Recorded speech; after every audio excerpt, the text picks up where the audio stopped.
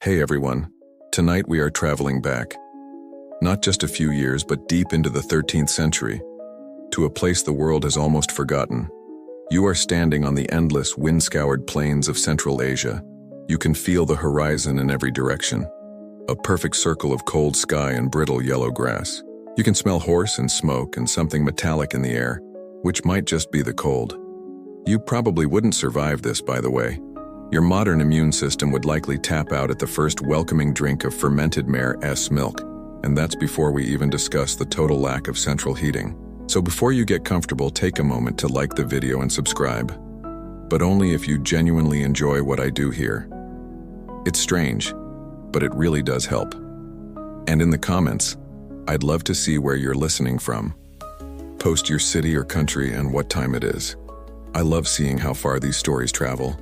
Now dim the lights, maybe turn on a fan for that soft background hum, and let's ease into tonight's journey together.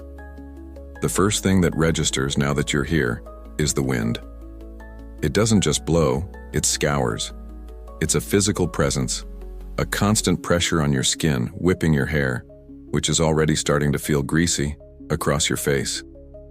It carries the smell of burning animal dung, the only fuel available in this treeless expanse. A pungent, smoky perfume that clings to everything. You are on the Eurasian steppe, the largest temperate grassland on Earth. And in the 1270s, this is the heart of the world's largest contiguous land empire. That's your mainstream historical fact for the day. By this time, the empire forged by Genghis Khan stretches from the Pacific Ocean to the borders of modern-day Hungary. You are standing in the middle of the global superpower, the absolute center of the Silk Road. And yet, looking around, you see nothing.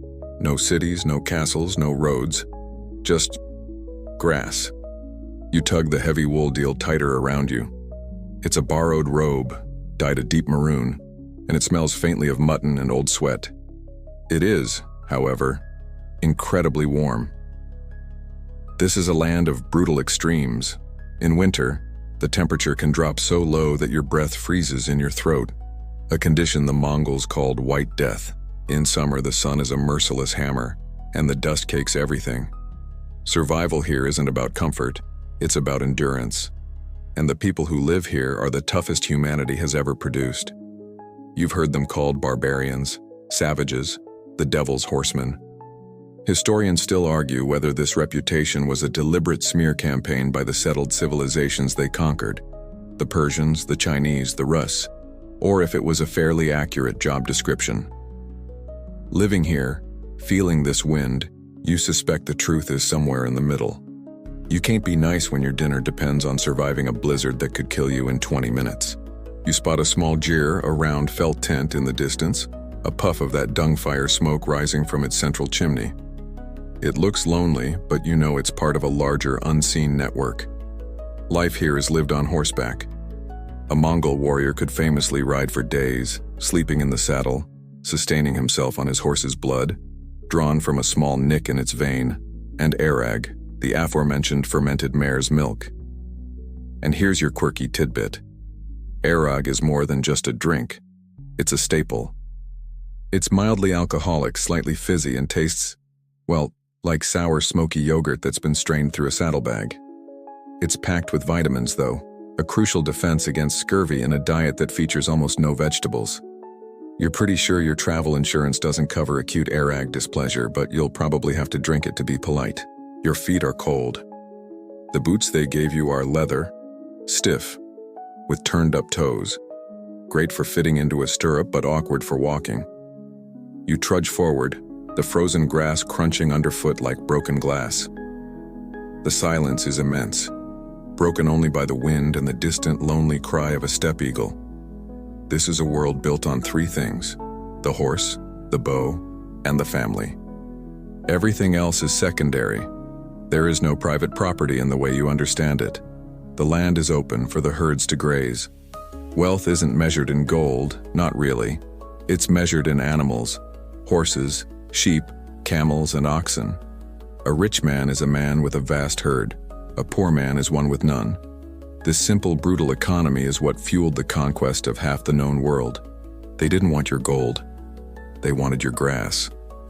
And if you were sitting on good pasture land, you had a problem. As you walk, you start to feel the emptiness of the place. It's a kind of agoraphobia. The sky is so vast it feels like it might swallow you. This is the world that shaped our story. This is the environment that creates people who are self-reliant, ruthless, and practical to a fault. They have no time for the delicate courtly manners of Persia or the intricate bureaucracy of Song China. Here, you are what you can do. Can you ride? Can you shoot? Can you find water? Can you endure the cold? If you can't, you are a burden, and burdens don't last long on the steppe. You're starting to understand that freedom here means freedom from things, from walls, from kings, from laws you don't like. But it comes at the price of being constantly, relentlessly exposed to the elements. You'd kill for a decent cup of coffee right now, but that's about as likely as finding a 5G signal. You shiver, pulling the wool tighter, and keep walking toward the smoke. You need to find the Ordu. You need to find her. You walk for what feels like an hour, and the landscape finally changes. The single puff of smoke you were following wasn't alone. It was just the scout. You top a low, rolling rise, and the steppe floor below you opens up into a scene of staggering, chaotic industry. This is the Ordu. You'd been picturing a small camp, maybe a few dozen tents. You were wrong. This is a city. A sprawling, breathing, moving city of thousands of white felt jurs, all arranged in precise concentric circles that ripple outwards for miles. The air is thick with the smoke of 10,000 dung fires, a gray-brown haze that stings your eyes and coats your tongue. The sound hits you next, a wall of noise.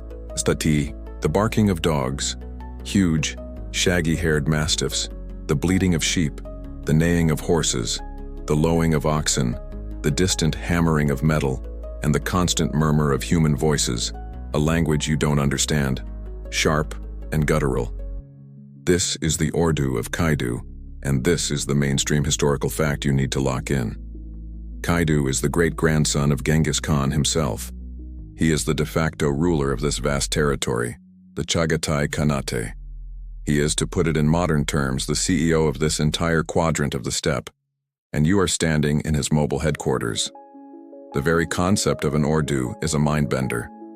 It's not just a camp. It's the imperial court. It's the Pentagon, the White House, and the entire DC Beltway, all packed up and moved every few weeks to find fresh grass. The logistics are mind-boggling. Tens of thousands of people and hundreds of thousands of animals, horses, sheep, goats, camels, all moving in a coordinated seasonal migration called the transhumance. They follow the grass, and the grass is life. You're looking at a civilization that put all its skill points into logistics and animal husbandry. You start to walk down into the valley, and the sheer scale of it threatens to swallow you. This is no random collection of tents. The jurs, or yurts, as you might have heard them called, are organized by rank and family. The most central, largest jurs belong to the elite, to Kaidu and his family. The further out you go, the less prestigious the neighborhood. It's a perfect social map, readable at a glance. You pass a woman, her face weathered to a deep, leathery brown, stirring a massive cauldron of boiling mutton. She doesn't even look up at you, just adds another chunk of what is that to the stew. You're definitely not getting an artisanal small-batch oat milk latte here. The smell is potent. It's the smell of humanity packed in close, of unwashed wool, boiling meat, sour milk, and the ever-present, eye-watering smoke. Now for the quirky tidbit. Those jurs are masterpieces of engineering. They're made of a collapsible lattice of willow wood, covered in thick, oiled felt mats. A jir can be taken down in about an hour and loaded onto a cart or a camel. But the really important people, like Kaidu, they didn't bother. The largest jurs, the mobile palaces, were so massive they were sometimes transported fully assembled. They were placed on enormous, specially built carts, some rumored to be over 30 feet wide, pulled by teams of 20 or more oxen. Imagine a 2-bedroom apartment, complete with furniture, trundling across the prairie. It's the original mobile home, and frankly, it puts your friend's overpriced Airstream to shame. You have to dodge a group of children, maybe 5 or 6 years old, galloping past on ponies, completely bareback. They ride with a natural, terrifying confidence, as if they were born in the saddle. They probably were. Mongol children were taught to ride almost before they could walk. You feel clumsy, slow, and incredibly fragile. A guard, a member of the elite Keshig, leans on his spear, watching you.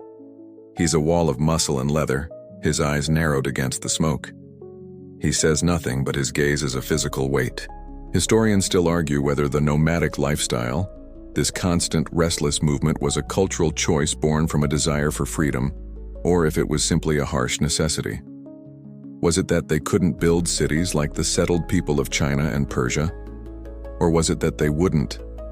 Looking at the complexity of this ordo, the sheer organizational power required to make it function, you suspect it was a choice. They saw walls as a prison. You've arrived. You're in the heart of the Chagatai Khanate. This isn't a historical reenactment. This is the real, functioning, breathing center of power for a man who is actively at war with the most powerful man on earth, his own uncle, Kublai Khan. You're just a ghost, an observer, slipping through the gaps. You find a quiet spot behind a stack of felt blankets, trying to get your bearings, trying to process the sensory overload. The sun is starting to dip and the cold is returning, this time with teeth. The fires inside the gyrs are being lit, making them glow from within like a field of giant, soft lanterns. It's beautiful, and it's terrifying. The cold is becoming a serious problem. It's not just a sensation anymore, it's a presence seeping through your borrowed wool robe and into your bones. Hiding behind a stack of felt is no longer a viable strategy for survival. The glowing gyrs look impossibly inviting, but you can't just walk into someone's home. You're an outsider, a ghost, and you're starting to feel it. You need to get closer to the warmth, to the center of this sprawling camp. You stand up, brushing the frost off your sleeves, and try to look like you know where you're going. You follow the sounds. The chaotic noise of the daytime has been replaced by the more intimate sounds of the evening. Laughter, deep and throaty, erupts from a nearby tent. Somewhere, a morn khur, a horsehead fiddle, is being played. Its two strings singing a song that sounds impossibly sad and ancient. You drift toward a larger gyr, where the flap has been tied back to let out the smoke and heat. A group of men are gathered just outside, passing a shared skin of arag. They are warriors, you can tell by the casual way they wear their weapons. Short, curved bows and quivers of arrows, and the scarred, wind-burned look of their faces. They are loud, confident, and slightly drunk. You linger in the shadows, just at the edge of their firelight, close enough to listen. They are, of course, complaining about their boss. Even in the 13th century, some things are universal. They're grumbling about a recent skirmish, a long ride, and the poor quality of the pasture. Then one of them, a man with a magnificent drooping mustache, says something that makes the others go quiet. He mentions a suitor who arrived that day. Another man snorts, a cloud of vapor puffing from his nostrils. He won't last, he says, taking a deep pull from the skins. He'll be walking home by this time tomorrow. The first man grunts in agreement. He thinks his father's gold will help him. He thinks a bag of silver makes him strong. He spits onto the frozen ground. He's never met her. And the third man, who had been quiet, just cleaning his fingernails with a long, sharp knife, looks up. Don't speak her name so loudly. She has ears everywhere. A laugh goes around the circle, but it's a nervous one. It's a laugh you use when you're talking about something that genuinely spooks you. A don't jinx it kind of laugh. You lean in, straining to hear. The man with the knife whispers a name and the wind carries it to you. Kutulun.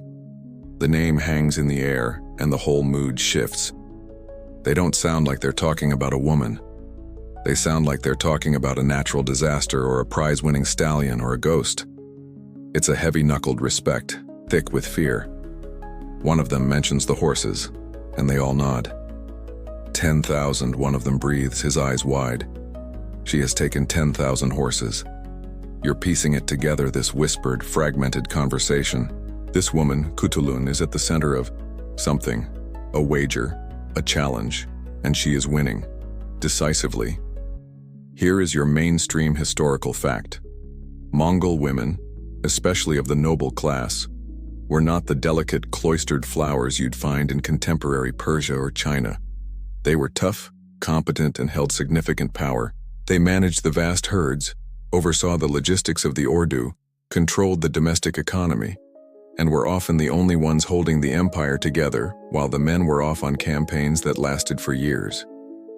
Widows of great khans, known as khatuns, ruled as regents, controlling vast territories and commanding the respect of generals. So, a powerful woman wasn't an abnormality here.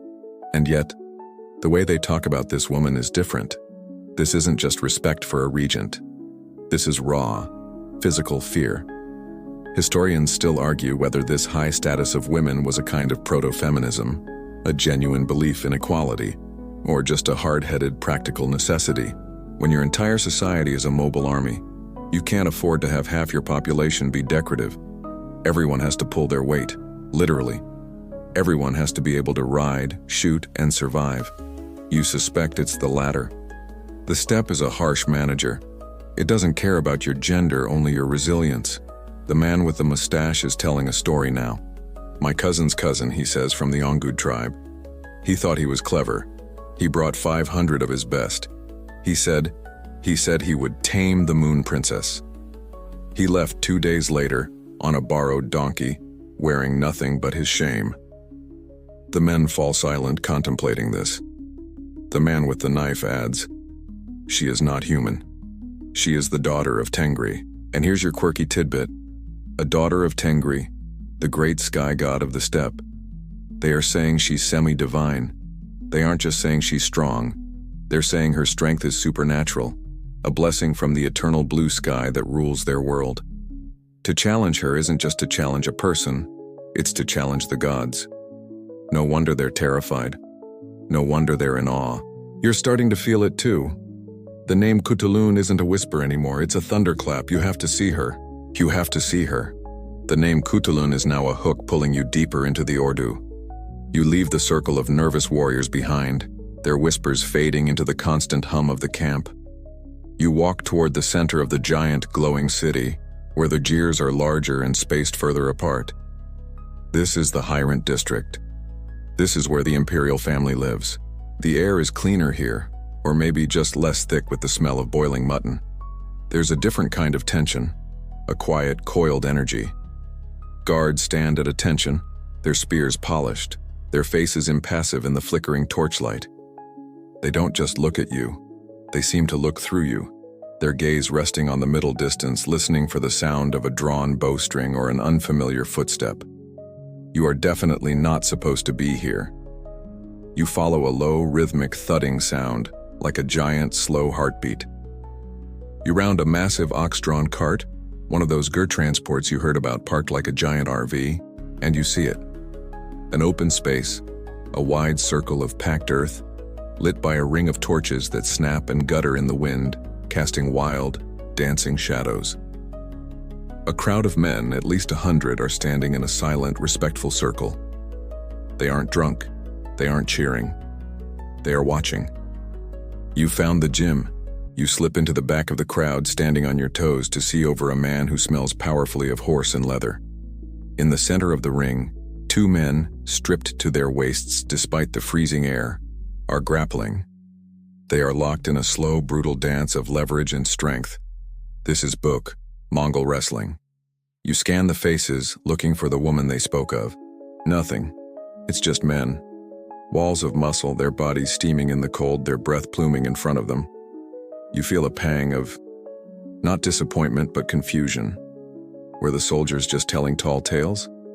A campfire story to scare the new guy?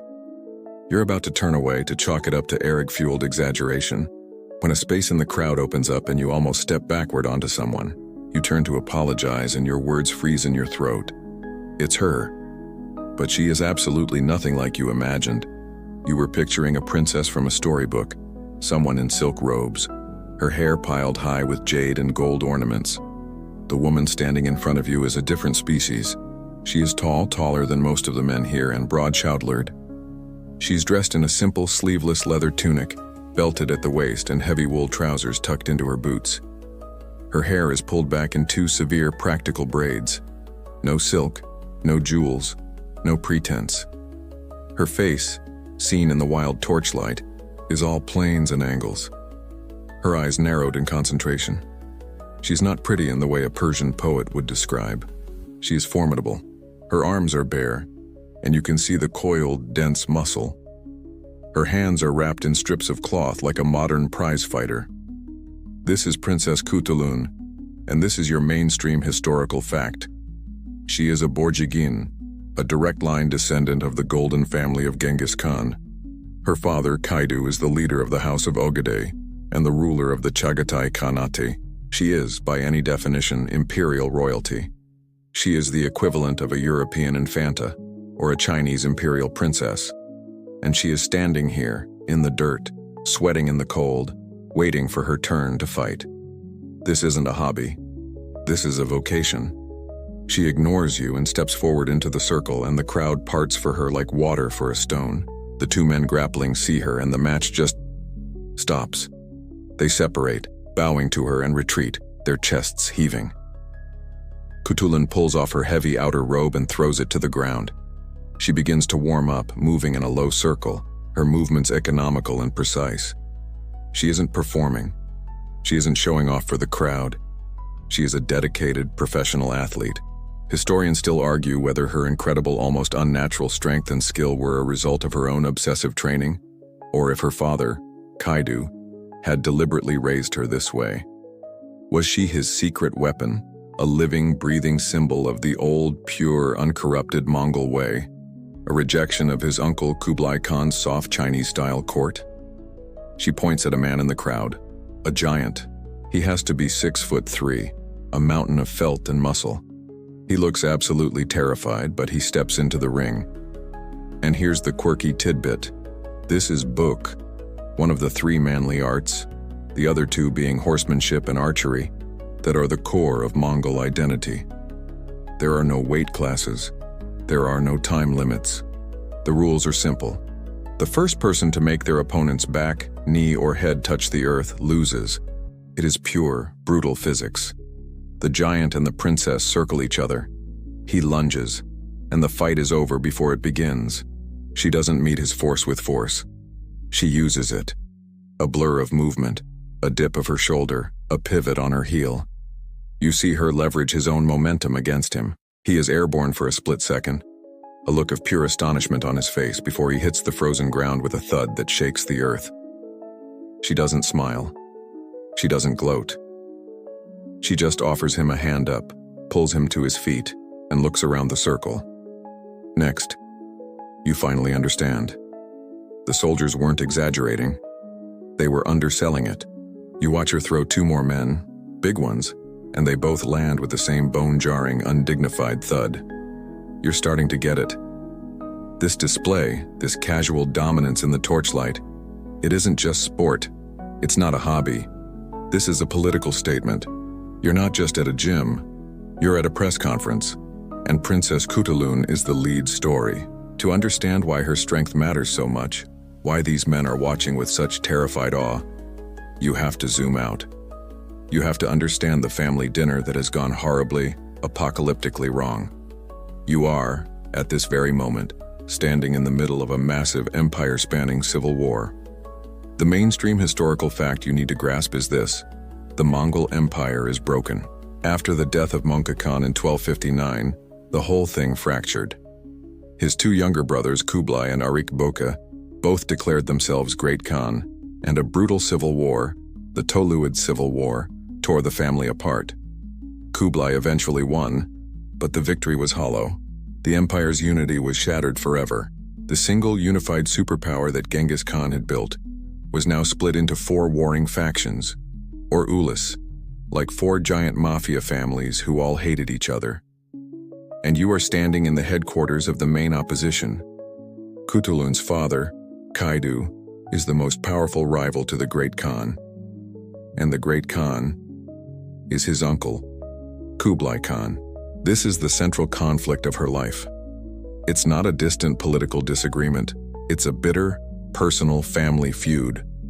On one side, you have Kublai Khan, who has established his capital in China. He's building palaces, not gurs. He's embracing Chinese culture, bureaucracy, and luxury. He's about to declare the Yuan dynasty, effectively becoming a Chinese emperor. To a steppe traditionalist, Kublai has gone soft. He's abandoned the yasa, the ancestral law of Genghis Khan. He's traded his horse for a throne, his felt tent for a marble palace. On the other side, you have Kaidu right here, in this freezing, wind-blasted Ordu. Kaidu, and by extension Kutulun, are the leaders of the old way. They are the resistance. They represent the pure, uncorrupted, nomadic soul of the Mongol people. They are fighting to keep the old traditions alive. The horse, the bow, the gyre, and the endless sky. Kaidu is the great-grandson of Genghis, but through a different son, Ogadei.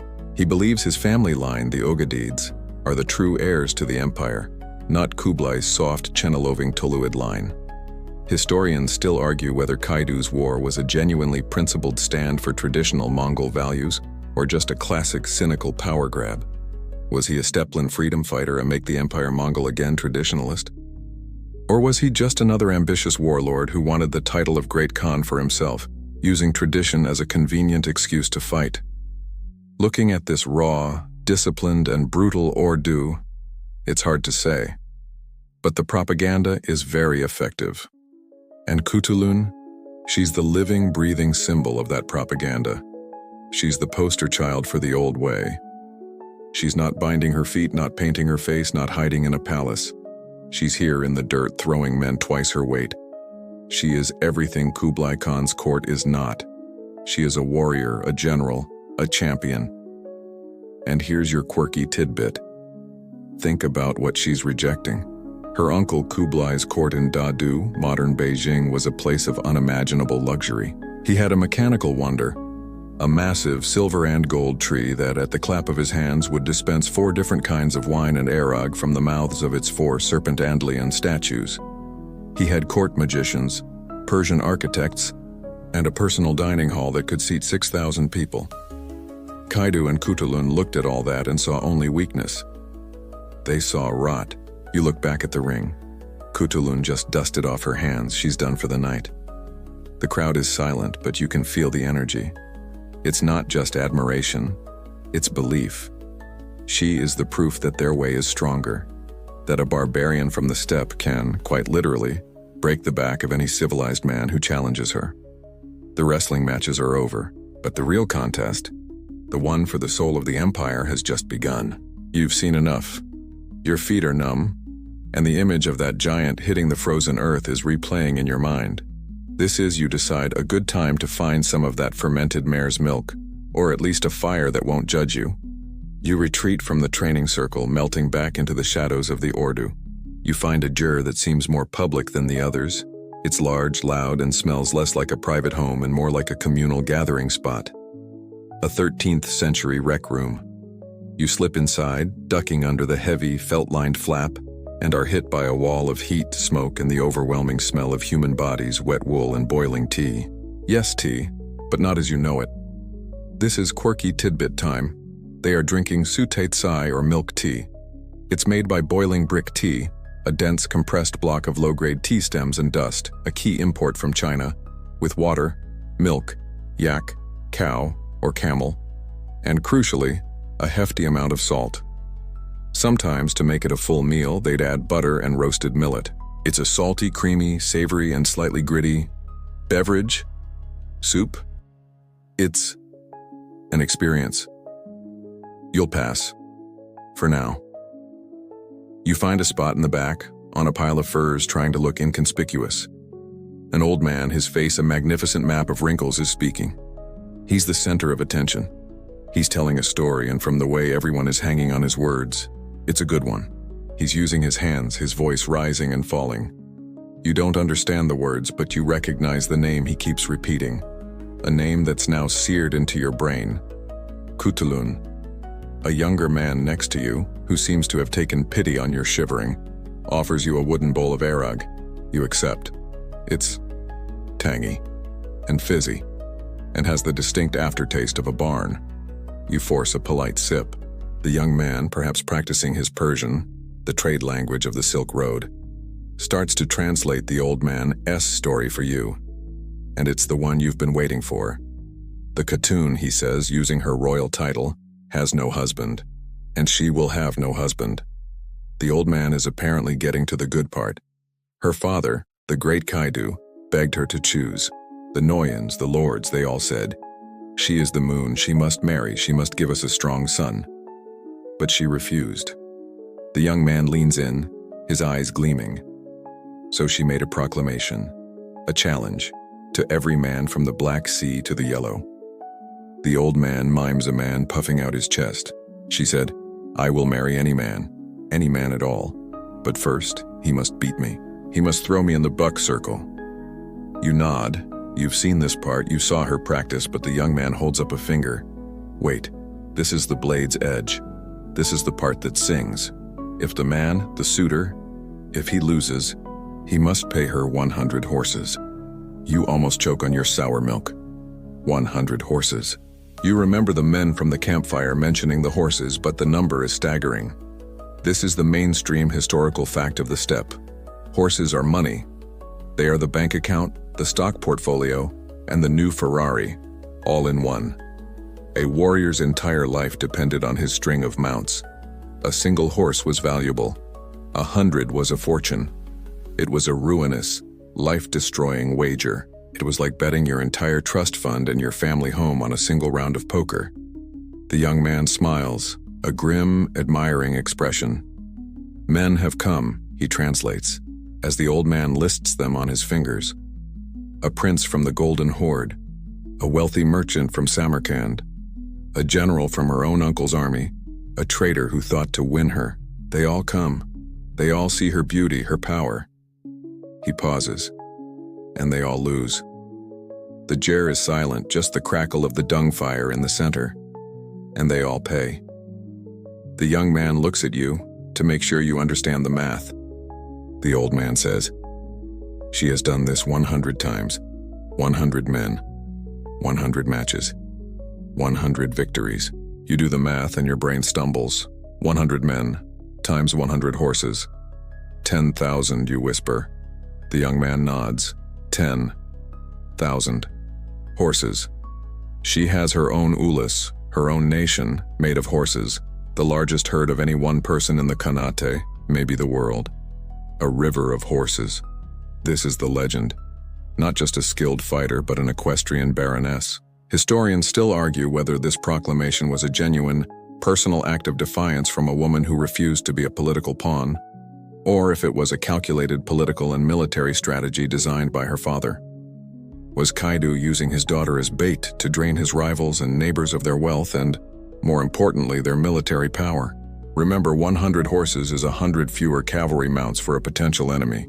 You suspect it was yes to all of the above. It's a why not both situation. The old man is speaking again, his voice dropping. But the last man, the young man translates, the one who failed last month. He bet 500, and the one who arrives tomorrow, the rich one from Persia. The juror is deathly quiet. He has wagered 1,000. The Arag is doing strange things to your sense of balance, or maybe it's just the lack of oxygen in the smoky gear. You make your excuses, a polite nod to the young translator, and stumble back out into the freezing night. The name Kutulun is a weight in your mind, and the number 10,000 is rattling around with it. But the new number, 1,000, has changed everything. That's not a wager, that's an act of war. You find an empty, dark spot between two carts, pull your wool robe as tightly as you can, and slip into a fitful, cold, drenched sleep, dreaming of endless herds of horses thundering over the steppe. You wake to a different kind of noise. Not the usual morning sounds of the Ordu, the bleating sheep, the shouting children. This is a sound of procession. You scramble to your feet, your joints cracking in the cold, and follow the gaze of the entire camp. A column is approaching from the east, cresting the same rolling hill you did. But this isn't a lost traveler. This is a parade. At the front rides a man on a magnificent black stallion, an Arab, not a steppe pony. Its coat so sleek it looks wet, its harness glittering with silver and turquoise. The man himself is dazzling. He's wearing a helmet plumed with peacock feathers, and his armor is not the practical hardened leather of the steppe. It's gleaming, dark blue lamellar, each small plate edged in gold. He wears a cape of bright yellow silk that snaps in the wind. He is, you realize, unbelievably handsome, in a way that is completely alien here. He looks like a character from a Persian miniature, all fine bones, dark, kohl-rimmed eyes, and a perfectly trimmed aristocratic beard. He smells. You can smell him from 30 feet away. He smells of rosewater and sandalwood, a scent so overwhelming it cuts right through the camp's miasma of dung smoke and mutton. He's not a warrior. He's a prince. And his confidence is an insult. He looks at the Ordu, at the mud and the felt and the rough-faced warriors with an expression of faint, bored amusement. This is the suitor, the one who wagered 1,000 horses. Here is your mainstream historical fact. This suitor is from the Ilkhanate. This was the southwestern chunk of the Mongol Empire, founded by Genghis Khan's grandson Hulagu, Kublai's brother. It was centered in Persia, modern-day Iran, Iraq, and Afghanistan. And critically, the Ilkhanate and Kaidu's Chagatai Khanate were bitter rivals. They were constantly at war over territory, trade routes, and grazing rights. So this man isn't just a hopeful bachelor. He's a high-ranking noble from an enemy state, waltzing into the heart of his rival's territory. This is a diplomatic incident waiting to happen. It is like the CEO of Pepsi showing up at a Coke shareholders meeting and offering to arm wrestle the entire board. Behind him, a long train of camels follows, piled high with chests. Servants in matching silk tunics lead the animals. This is his wager. He's brought the horses, or at least the gold to pay for them. He's brought gifts. He's put his wealth on full display, a deliberate act of financial peacocking. You watch as Kaidu himself emerges from his central massive gur. Kaidu, a thick, powerful man with his daughter's eyes, stands with his arms crossed, his face an unreadable mask. The prince dismounts, his boots sinking into the mud. He makes a shallow, almost dismissive bow. The tension is so thick you could cut it with a knife. The entire camp is holding its breath. This is no longer a sporting event, it's a political showdown. Historians still argue whether these high-stakes diplomatic maneuvers were genuine attempts to build alliances, or just another form of warfare. Was this suitor really trying to win Kutulun's hand, perhaps to forge a peace treaty between the two warring khanates? Or was this a calculated, arrogant power play by the Ilkhanate, designed to humiliate Kaidu in his own home, to either take his greatest asset, Kutulun, or prove that his uncivilized traditions could be bought and beaten by a sophisticated, wealthy Persian Mongol prince? The suitor is probably a fool, convinced his own press, but the move itself is pure political chess. And now for the quirky tidbit. The Ilkhanate court, where this man comes from, was one of the most culturally sophisticated places on Earth. While Kaidu was preserving the rough, nomadic Mongolness, the Ilkhanate rulers in Tabriz and Maragay were building astronomical observatories. They were commissioning some of the most beautiful, intricate, illuminated manuscripts the world has ever seen. They were masters of science, art, and poetry. This suitor was probably raised reading the works of Rumi and studying advanced mathematics. Now he's here to participate in what he must consider a disgustingly primitive ritual. His arrogance isn't just personal, it's cultural. He believes his civilized, poetic, scientific world is inherently superior to this camp of smelly herders. And you can see on the faces of the Mongol warriors around you, they are dying to see him proven wrong. The camp is electric. The arrival of the Persian prince in his peacock-plumed helmet has done more than just raise the stakes. It's poured gasoline on the entire simmering fire of this civil war. You can feel the tension as you walk through the Ordu that evening. The usual sounds of laughter and music are gone, replaced by low, urgent whispers. The warriors are polishing their armor, not because they expect a battle, but because it's a nervous habit. They are sharpening their knives, restringing their bows. The entire Ordu has a coiled, spring-loaded energy.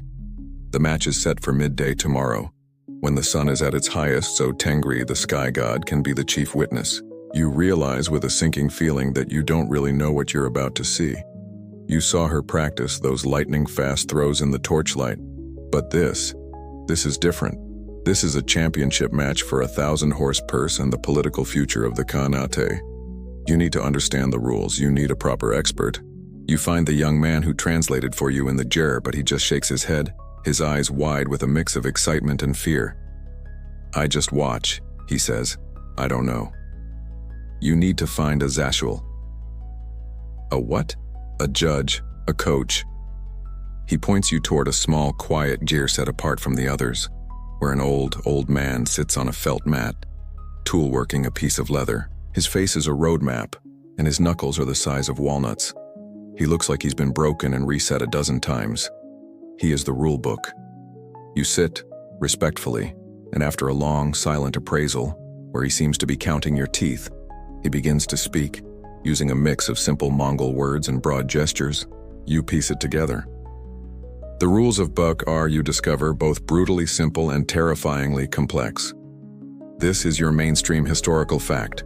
The first rule is that there are almost no rules. There are no weight classes. That peacock prince, who looks like he weighs 180 pounds soaking wet in all his silk, will be facing Kutulun, who you'd guess is a solid, terrifying 200 pounds of pure, steppe-forged muscle. Or it could be the other way around. It doesn't matter. Strength is strength. The small do not get a handicap. They just have to be faster. Second, there are no time limits. None. The match doesn't end after 3 rounds. It ends when it ends.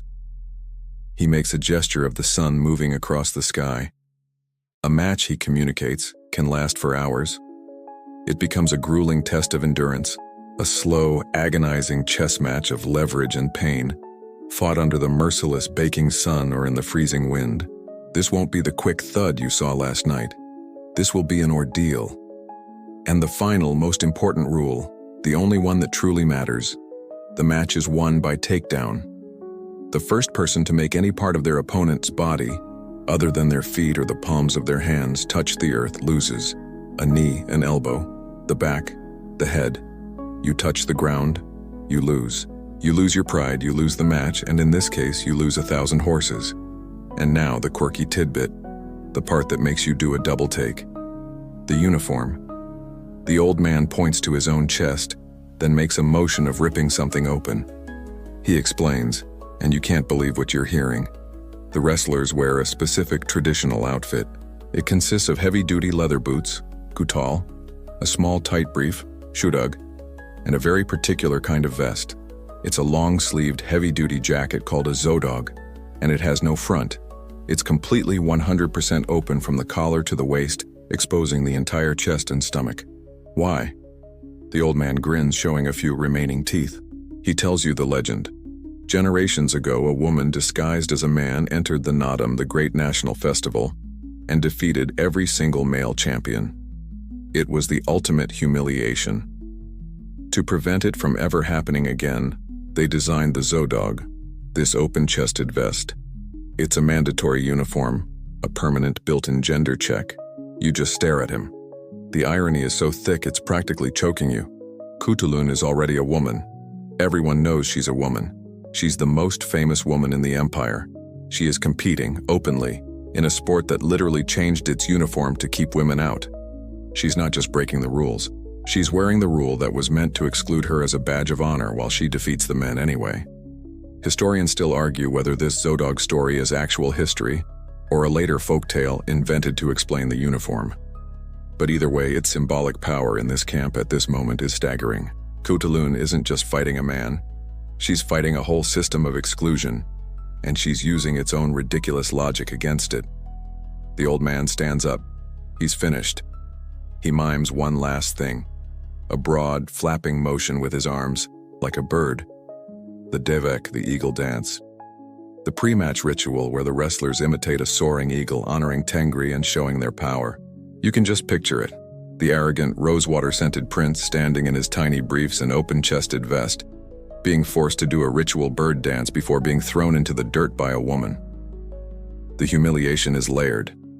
It's a cultural, political, and physical defeat, all wrapped in one. You thank the old man, your head spinning. The rules are set, the pieces are on the board, and the sun is beginning to set. The sun is high, a merciless white eye in the vast blue sky. It's midday. It's time. The entire Ordu has emptied, a great human tide draining from the gurs and work sites, all to pool in one place. Every man, woman, and child who can walk, crawl, or be carried is here, forming a massive, silent, and breathing circle. You've managed to push your way forward, squeezing between a man who smells like smoked leather and a woman holding a baby who is staring at you with unnerving, silent intensity. You are now maybe 20 people deep from the edge. There is no stadium, no grandstands, no bleachers, no velvet ropes. The arena is simply the earth. The crowd itself is the wall. Tens of thousands of people, packed shoulder to shoulder, have created a perfect living circle on the step. The ground inside is flat, packed hard by 1,000 feet, meticulously cleared of any stones or thistle. This is the tailgan, the sacred circle. The silence is what's most unnerving. It's not the roar of a modern sports stadium. It's a vast, collective hush, a held breath, scaled up to the size of a town. The only sound is the wind, that ever-present step wind, and the occasional jingle of a horse's harness from the outer perimeter, where the elite warriors, the keshig, sit on their mounts acting as a final line of crowd control. It's like the most intense waiting room you've ever been in, only the magazines are non-existent and the receptionist is a guy with a spear the size of a small car. This, you are witnessing, is the very heart of Mongol culture. This is your mainstream historical fact.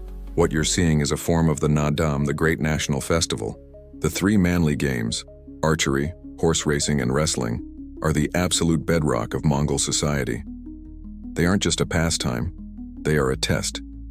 They are the primary way this society identifies its strongest, its fastest, its most skilled, its most resilient. In a world where your life and the life of your family depend directly on your physical prowess, your Nadam champion is your top general, your best hunter, your leader. This isn't the Super Bowl. This is the presidential election, the Olympic trials, and the military draft, all rolled into one spectacular high-stakes afternoon. A low, gut-vibrating sound echoes over the crowd, a blast from a chur, a massive curled yak horn. The sound seems to make the air itself vibrate. The crowd parts like the Red Sea, and two small groups walk into the open circle. You see him first, the Peacock Prince, and he has committed to the outfit.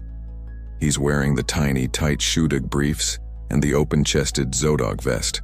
He looks miserable. His skin, so fine and pale, looks like it's already burning under the high plains sun.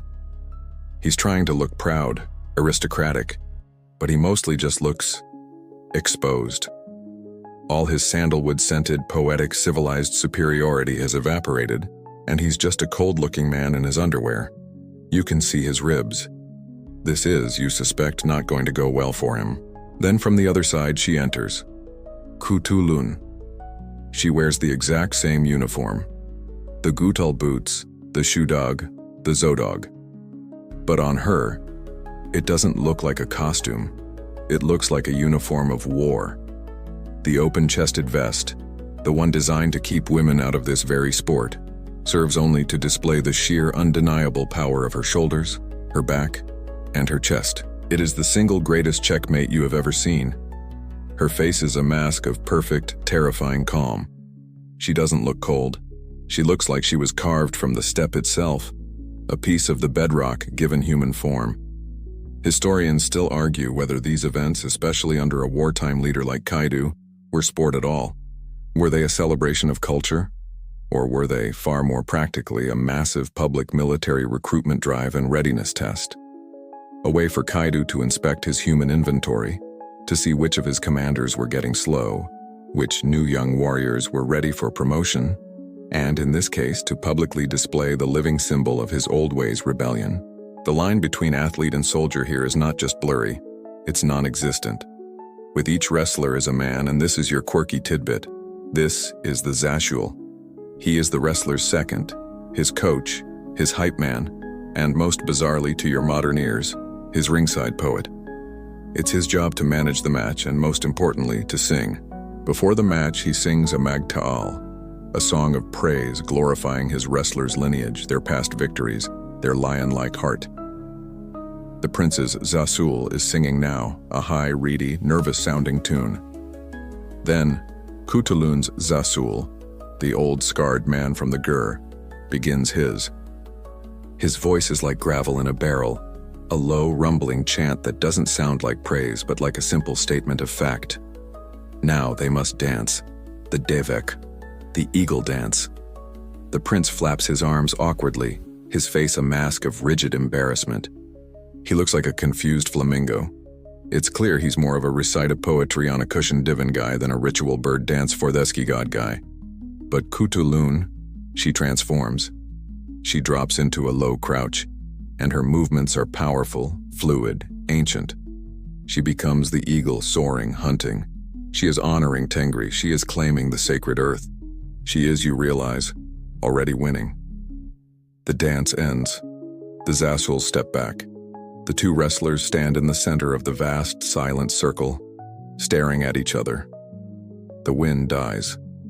It's on. The silence is absolute. It's not just quiet, it's a void, a vacuum where all the sound of the world has been sucked out.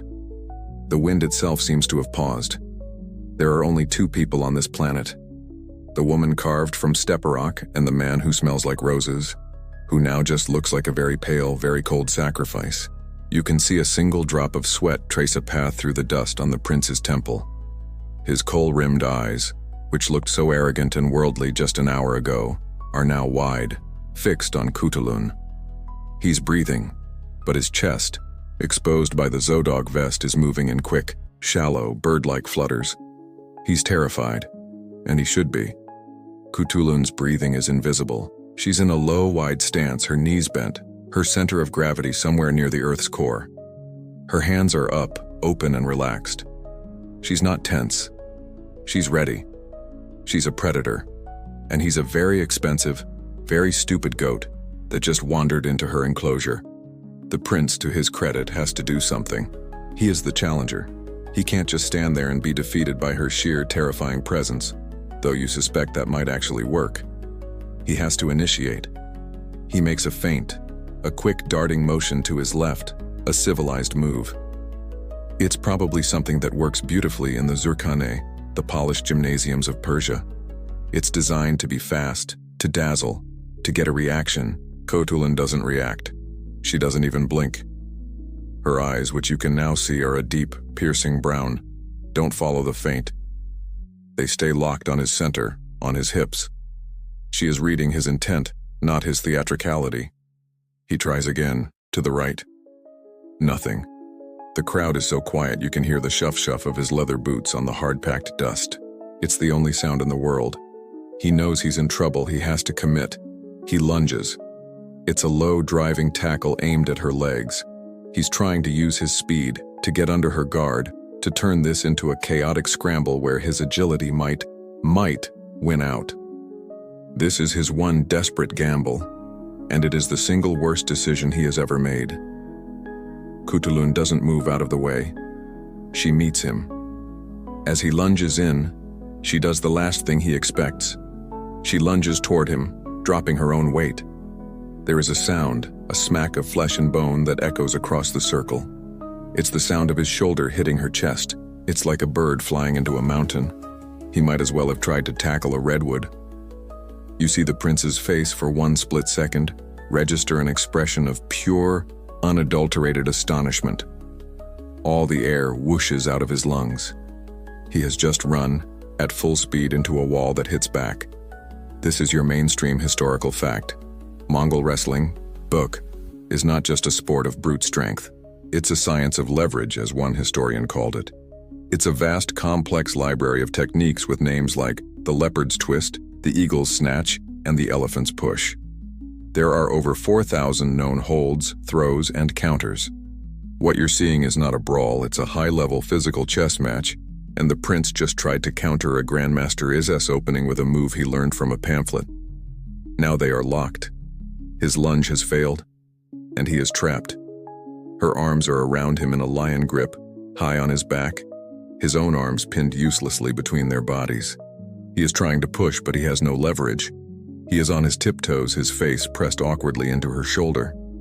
You can smell his fear sweat, a sour metallic tang that has completely murdered the rosewater. He's grunting, his face turning a deep, unattractive shade of plum. She, in contrast, is silent. Her feet are planted, her legs are columns. She is simply holding him, letting him struggle, letting him understand just how completely, utterly doomed he is. Historians still argue whether Kutulun's strategy was always to end matches quickly as a show of overwhelming power, or if she preferred to draw them out, to turn it into an agonizing hours-long test of endurance, deliberately humiliating her opponents by letting them tire themselves out. Based on what you're seeing, she seems to be a fan of the quick and devastatingly efficient school of thought. And here's your quirky tidbit. She's setting up a throw, a specific classic Buk technique called the Karshul, or black pull. But she's adding her own flair. She has him locked. He's struggling, pushing against her, which is all the help she needs. She relaxes just for a nanosecond, making him think he's gaining ground. He pushes forward, a desperate, hopeful surge, and she uses that surge, his own momentum, against him. It happens in one fluid, impossible-to-follow motion. A pivot on her left heel, a drop of her right hip, a twist of her entire upper body. It's not a throw. It's an unplanting. She is not lifting him, she is rotating the world underneath him. You see his peacock-plumed helmet, which has miraculously stayed on, dip below her shoulder. You see his legs, kicking uselessly, leave the ground.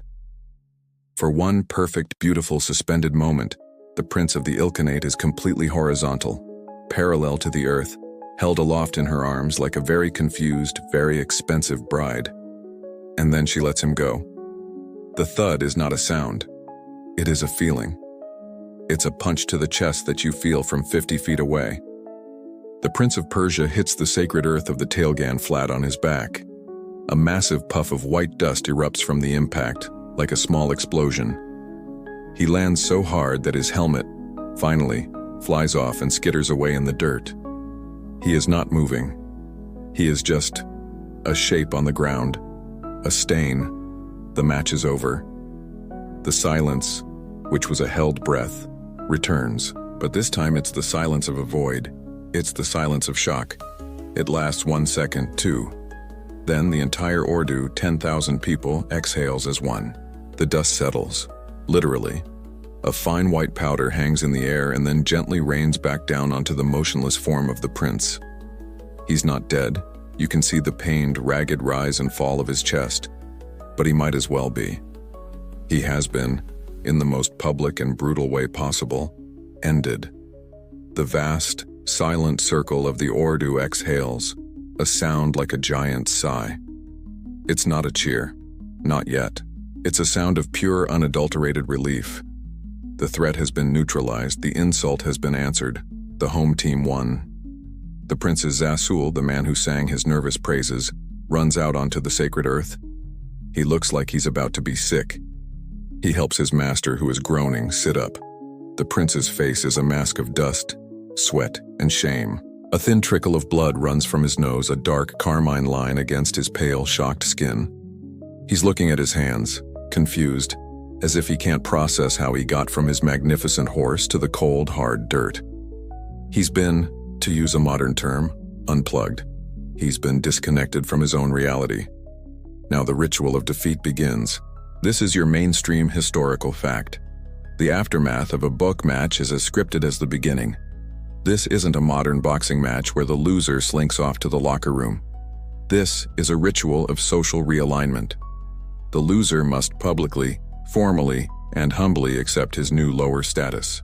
He has to get to his feet, which he is now doing very slowly with the help of his coach, and walk under the victor's arm. It is a symbolic gesture, passing under the wing of the eagle that has defeated him, acknowledging their supremacy. He is, in this moment, a child, and she is the elder. The prince stumbles forward, his peacock-plumed helmet still lying in the dust like a dead bird. He approaches Kutulun, and she is just standing there. She's breathing, but barely. She hasn't even broken a sweat. She looks, if anything, faintly bored. The prince, his head bowed, his face a mottled mask of pain and humiliation, ducks under her arm. She doesn't look at him. She doesn't pat his back in a good game gesture. She simply holds her arm out, impassive, a living, immovable archway of his defeat. He passes under. The ritual is complete. And here's the quirky tidbit. As the loser, he has one final duty.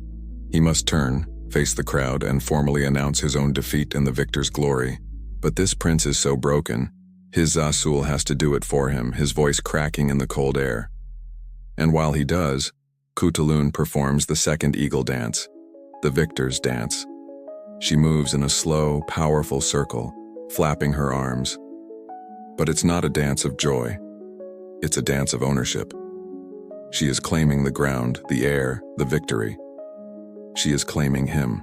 Historians still argue whether this public shaming was a purely social punishment or if it had a deeper spiritual meaning in the Mongol worldview. Were they simply humiliating an enemy to shatter his morale and political standing? Or were they, in a way, purifying the Ordu by forcing the failed challenger to shed his arrogance and pride as a public offering to Tengri and the spirits of the earth? It feels like both. It feels like a sacred execution of his pride. Now comes the payment.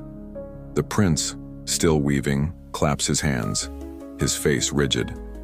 Two of his silk-clad servants, who look like they want to dissolve into the ground, hurry forward. They are carrying a heavy lacquered chest inlaid with ivory. They open it. It's not 1,000 horses. You can't exactly fit a herd in a wooden box. It is, you realize, the sign of the debt. It might be a golden paisa, an imperial tablet, or a chest full of gold ingots that represents the price of 1,000 horses. It is a ruinous, catastrophic, dynasty-ending sum of money. The prince nods, his jaw tight. The servants place the chest on the ground in the dirt in front of her. And here is the final, most brutal blow. Kutulun looks at the chest. She looks at the gold, the ivory, the ruin of a noble house, and she doesn't care. She has no reaction. She doesn't smile. She doesn't rush to inspect the treasure. She looks at it with the same profound indifference with which she looks at the defeated prince. To her, it's just inventory. It's a line item in her ledger. She nudges the chest with the toe of her boot, then glances at her father, Kaidu, who is watching from the edge of the circle. He gives a single, curt nod. A Keshig guard steps forward, picks up the chest, and walks away. The transaction is over. Kutul-Temune turns, picks up her heavy wool robe, and starts walking back to her gur, her braids swinging. She is, you realize, already thinking about lunch. The prince, his rosewater, his silk, his army of servants, his entire culture. It was just a minor inconvenience. A Tuesday. You're still standing there. The prince is being carried off by his servants, a pathetic broken bundle of silk and shame. The crowd is breaking, the tension gone, replaced by a low, satisfied murmur. The Ordu is coming back to life.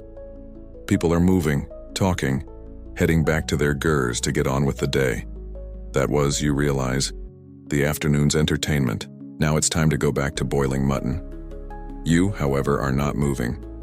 You are transfixed by the sheer crushing finality of what you just saw. The indifference, the cold, brutal efficiency. You're also still trying to wrap your head around the number. 10,000. The soldiers in the campfire said it. The young translator said it. But you can't visualize it. What does 10,000 horses, 100 at a time, actually look like? A hand claps you on the shoulder, and you jump so hard you almost swallow your tongue. It's the young translator, the one from the gur. He's grinning, his eyes bright with patriotic fervor. You see, he says in his functional Persian, you see? The sky daughter. He can tell you're still processing. He seems to understand what you're thinking. You want to see them? He asks. The horses? You want to see what 10,000 looks like? You nod, dumbly. You absolutely do. He grins. Come. But we must be fast, and we cannot go too close. She does not like people near her herd. He leads you away from the central Ordu, away from the noise and the smoke. You walk for what feels like 15 minutes, cresting a low hill, and then you stop, because the landscape stops. The vast, empty steppe isn't empty. You are looking down into a wide, shallow, miles-long valley, and it is moving. It is a sea, a churning, flowing, living ocean of animals. You've seen horses before. You've seen a field with horses in it. You've never seen this. This is a geographical feature made of horseflesh. The valley is a mass of brown, black, white, and dun, a roiling river of manes and tails. The sound hits you, a low, constant thunder, a million hooves on the hard earth.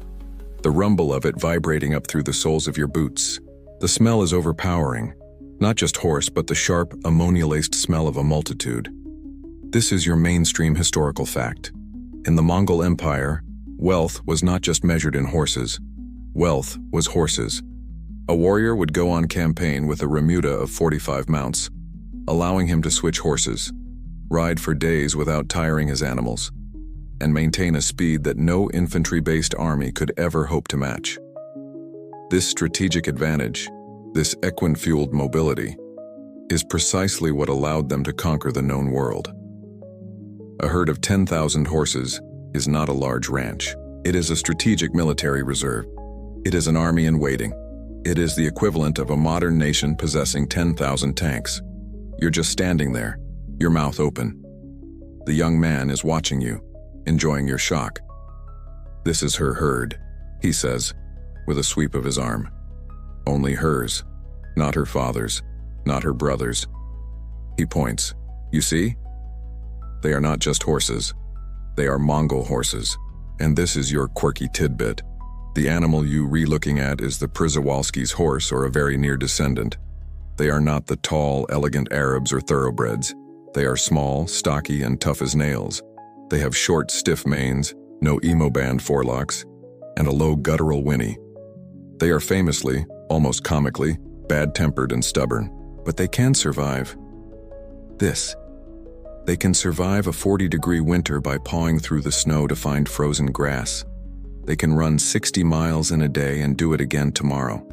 They are, in short, the perfect biological weapons for this environment. They are the four-legged equivalent of the people who ride them.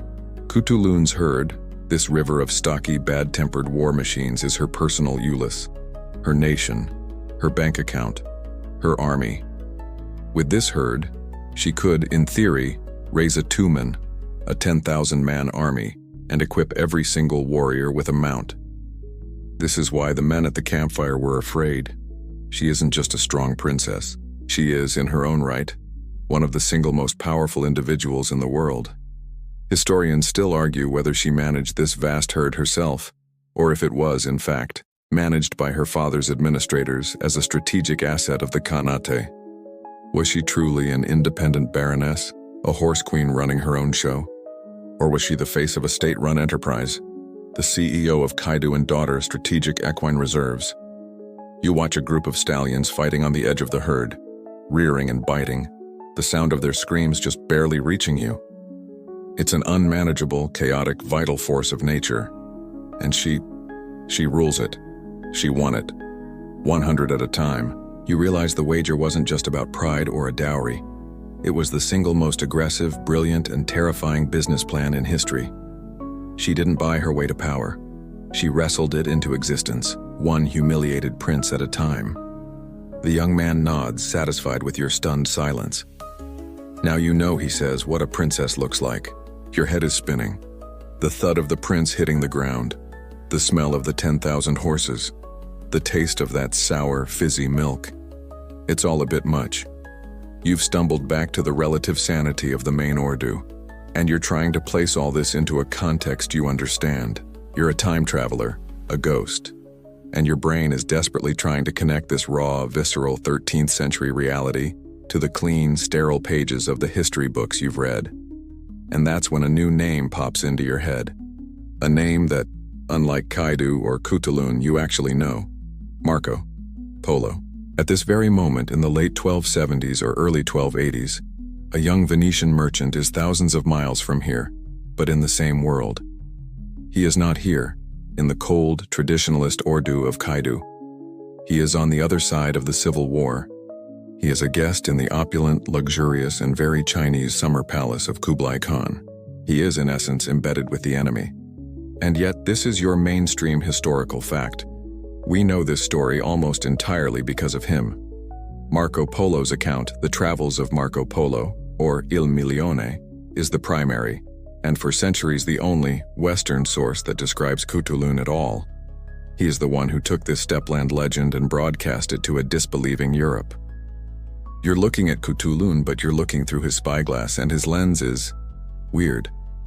He wrote about her, calling her Ay Giarni, which is likely a Turco-Persian name meaning bright moon.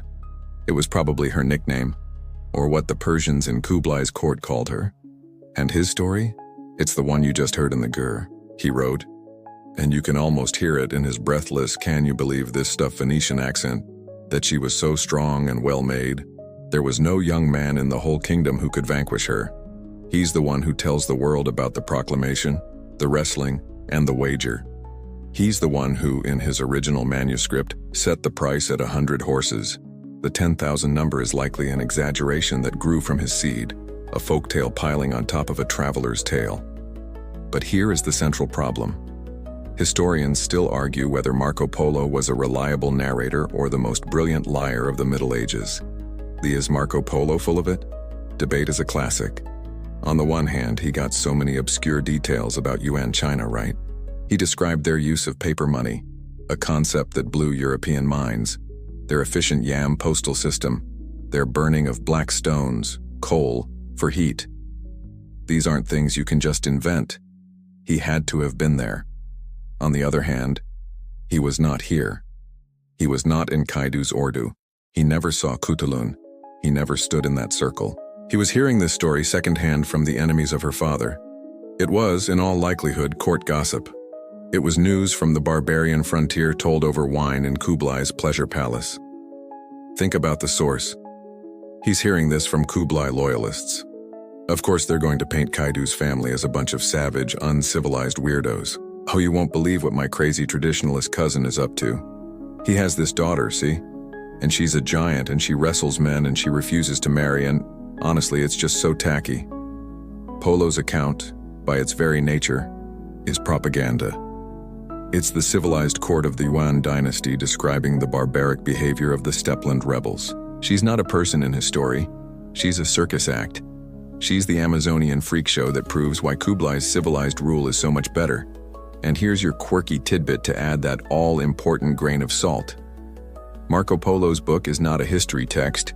It's a book of marvels, and it is full of things that are demonstrably nuts. He's the same guy who wrote with a totally straight face about giant birds called rocs that lived in Madagascar and could pick up elephants and drop them from the sky. He reported in all seriousness on the existence of men with tails in Sumatra. He famously described unicorns he saw, which from his description of them as ugly, mud-loving, and having a single horn, were clearly just rhinoceroses. So when this same narrator, this man who sees rhinos and calls them unicorns, tells you about a 10,000 horse-winning wrestling princess, you have to be skeptical. You're lucky to have his spyglass. Without it, she's lost to the West forever. But you've seen the truth. She's not a marvel. She's not a fabulous tale. She's a real, breathing, terrifyingly competent woman, and she's got way more going on than just being a strongman sideshow. The dust from the wrestling match has long settled.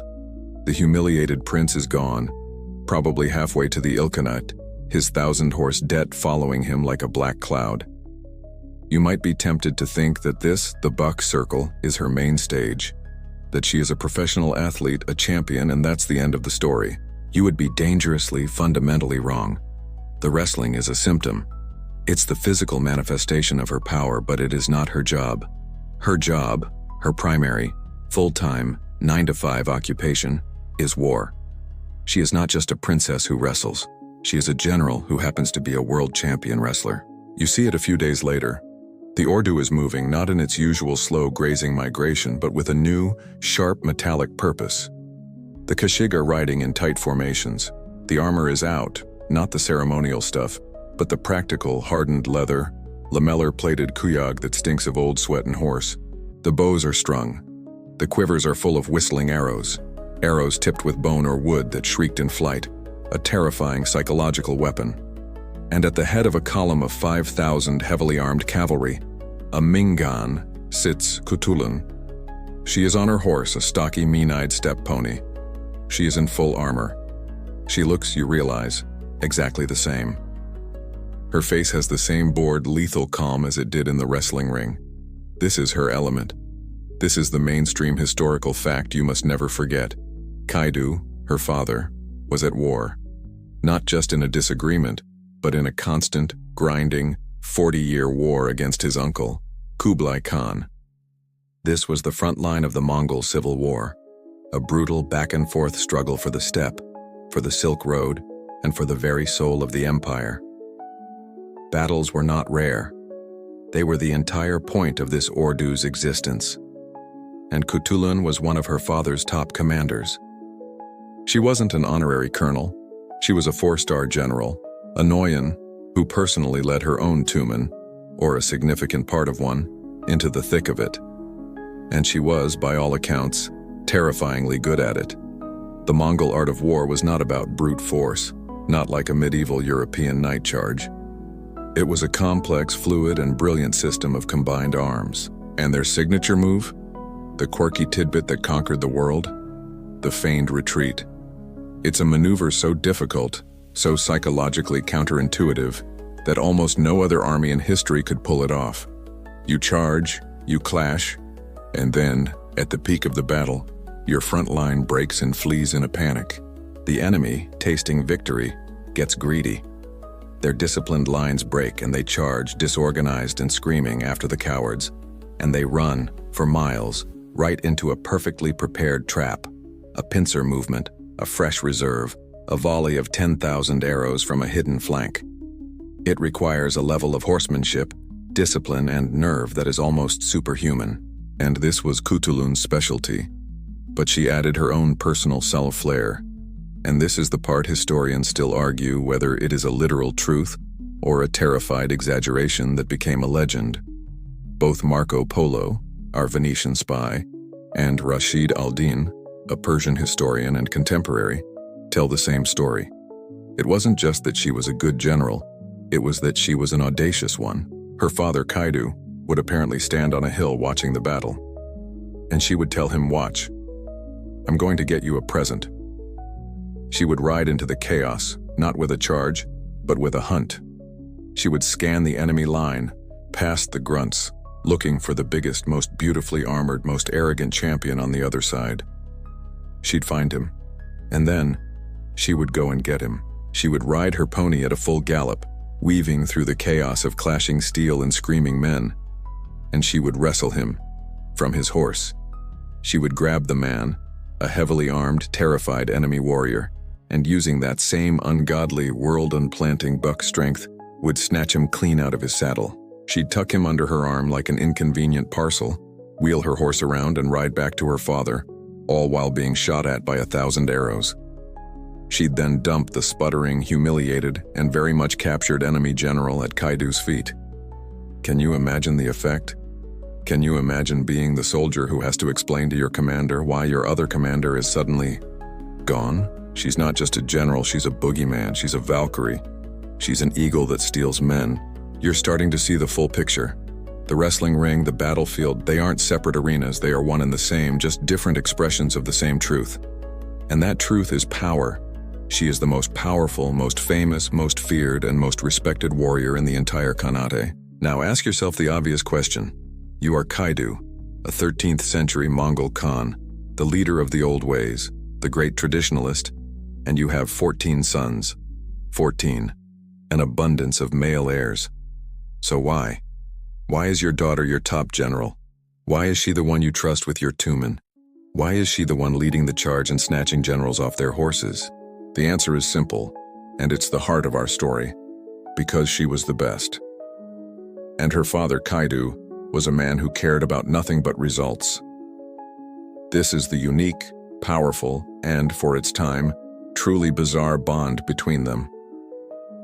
It wasn't just a father who was proud of his little girl. It was a leader, a king, a CEO, who had identified his single most competent, most loyal, and most effective executive, and he gave her the portfolio to prove it. You're witnessing a true meritocracy, and in this case, the merit belongs to her. Here is your mainstream historical fact. Kaidu was a brilliant, cunning, and incredibly patient leader. He didn't just stumble into his 40-year war. He chose it. He meticulously built his power base, forging alliances with other traditionalist houses against Kublai's soft Chinese-style empire. He was playing a long game, A grand continental chess match for the soul of Genghis Khan's legacy. A man that calculating, that strategic, doesn't promote his daughter to general out of sentimental affection. He does it because she is a weapon, and she is the best weapon he has. He trusted her. You can see it in the Ordu now that the army is back. The campaign was a success. You see the captured horses, the plundered supplies. There is a great feast. You slip into the back of Kaidu's personal gear, a massive, sprawling tent that's more like a portable palace. It's full of his noyons, his lords and generals, all seated in strict order of precedence. Kaidu, a thick, bearded man with his daughter's unreadable eyes, sits on a raised platform. And at his right hand, not with the other women, not in the back, but at his right hand, sits Kutulun. She is his chief advisor, his consigliere. This is where the contemporary sources like the Persian historian Rashid al-Din give us the quirky tidbit. He, like Marco Polo, was fascinated by her, and he wrote that Kaidu loved her more than any of his other children. That's a stunning thing to report. Not just respected or valued, but loved. He wrote that she was her father's constant companion, that he took her everywhere, to council, to the hunt, and, as we've seen, to war. Rashid al-Din, a sophisticated Persian courtier, is clearly boggled by this. He's describing a relationship that is so far outside the norms of his own world, where royal women were kept in harems, veiled and silent, that it must have seemed like a tale from another planet. This, of course, leads to the great scholarly debate. Did Kaidu genuinely, seriously intend for Kutulun to succeed him? Was he trying to make her the next great Khatun, the ruling queen of the Chagatai Khanate? Some historians say yes, that his trust in her was so complete and her competence so undeniable that he saw her as his only true heir, the only one who had the strength, the popular support, and the Mongolness to carry on his war against the Yuan dynasty.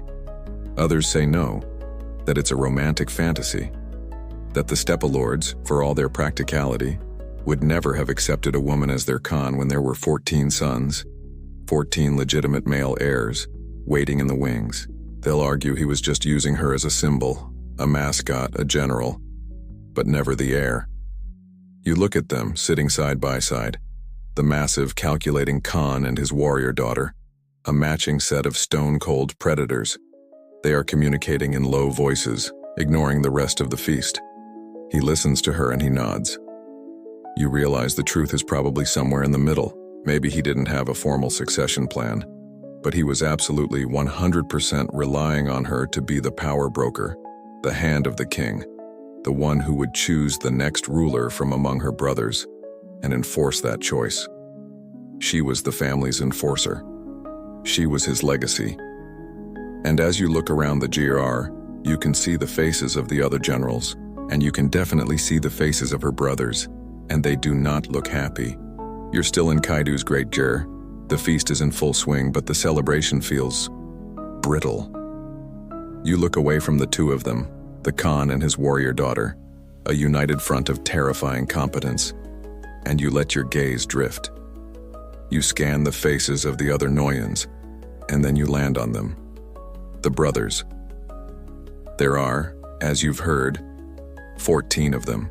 Not all are here, of course. Some are likely governing other parts of the Khanate, leading their own ulus. But several are, and you can pick them out. They have their father's broad shoulders and their sister's heavy brow. They are big, powerful, steppe-bred men, scarred and confident. They are laughing, drinking their arag, tearing at the boiled mutton with their knives. They are, by any Stepland standard, the very picture of ideal Mongol nobility. And they are all, you realize, absolutely terrified of their sister. It's not an obvious "I'm scared of" the dark fear. It's a political, social, and deeply personal fear. It's the resentment of the perpetually overshadowed. You watch one of them, let's say it's her brother Oris, a man known to be a powerful and ruthless commander in his own right, make a joke to the men he's sitting with. He gets a loud, hearty laugh. He glances over at his father's platform, maybe hoping for a nod of approval.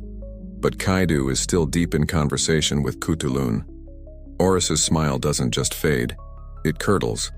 He looks down into his wooden bowl of salty tea, and for a split second, you see it. A flash of pure, unadulterated why am I not the favorite rage. This is your mainstream historical fact, and it's the gasoline on this fire. Mongol succession was not primogeniture. In Europe, the oldest son got everything, period. The Mongol system, inherited from Genghis Khan, was a brutal and chaotic free-for-all called tanistry, or lateral succession. When a Khan died, the best man was supposed to be elected by a grand council, a kurultai. Best usually meant the most competent, the strongest, the most politically cunning, and it could be a son, a brother, an uncle, anyone in the golden family. This system was designed to promote competition. It's what made the empire strong. But it had a fatal flaw. It almost always led to a civil war, every single time. So these 14 brothers, they aren't just sitting there as family. They are rivals. They are all, in their own minds, candidates for the throne. They are constantly measuring each other. And for the last decade, they've had to measure themselves against her. And she is breaking the curve. She is lapping them. She has more fame, more personal wealth, that river of horses, more battlefield glory, and most critically, more of their father's ear than all of them combined. She isn't just in the race. She's the front runner, and she's not even supposed to be a man. You can almost feel the acidic burn of their jealousy. Historians still argue whether this resentment from the brothers was a simple personal jealousy, the stuff of Shakespearean family drama, or if it was a legitimate political grievance. Were they just angry that dad loves her more? Or were they genuinely concerned that their father's open, radical favoritism toward a woman was destabilizing the Khanate? Were they worried that his pet project was making all of them look weak? That it was undermining the very yasa, the traditional law, that Kaidu claimed to be protecting in his war against Kublai? And now for the quirky tidbit, some of her brothers were major players. Her brother Dua, for example, would eventually go on to rule the Chagatai Khanate. Her brother Chapar would also go on to rule and then get into a massive civil war with Dua. These are not ineffectual, simple-minded brutes. They are ambitious, ruthless, and historically significant figures. And right now, they are all trapped in their sister's massive shadow. You can see one of them, maybe Chapar, get up to offer his father more Erag. It's a classic, transparently sycophantic move. Kaidu takes the bowl, nods, and then immediately turns back to Kutulun to continue their conversation. Chapar has to stand there dismissed before slinking back to his seat. The humiliation is small, but it's public.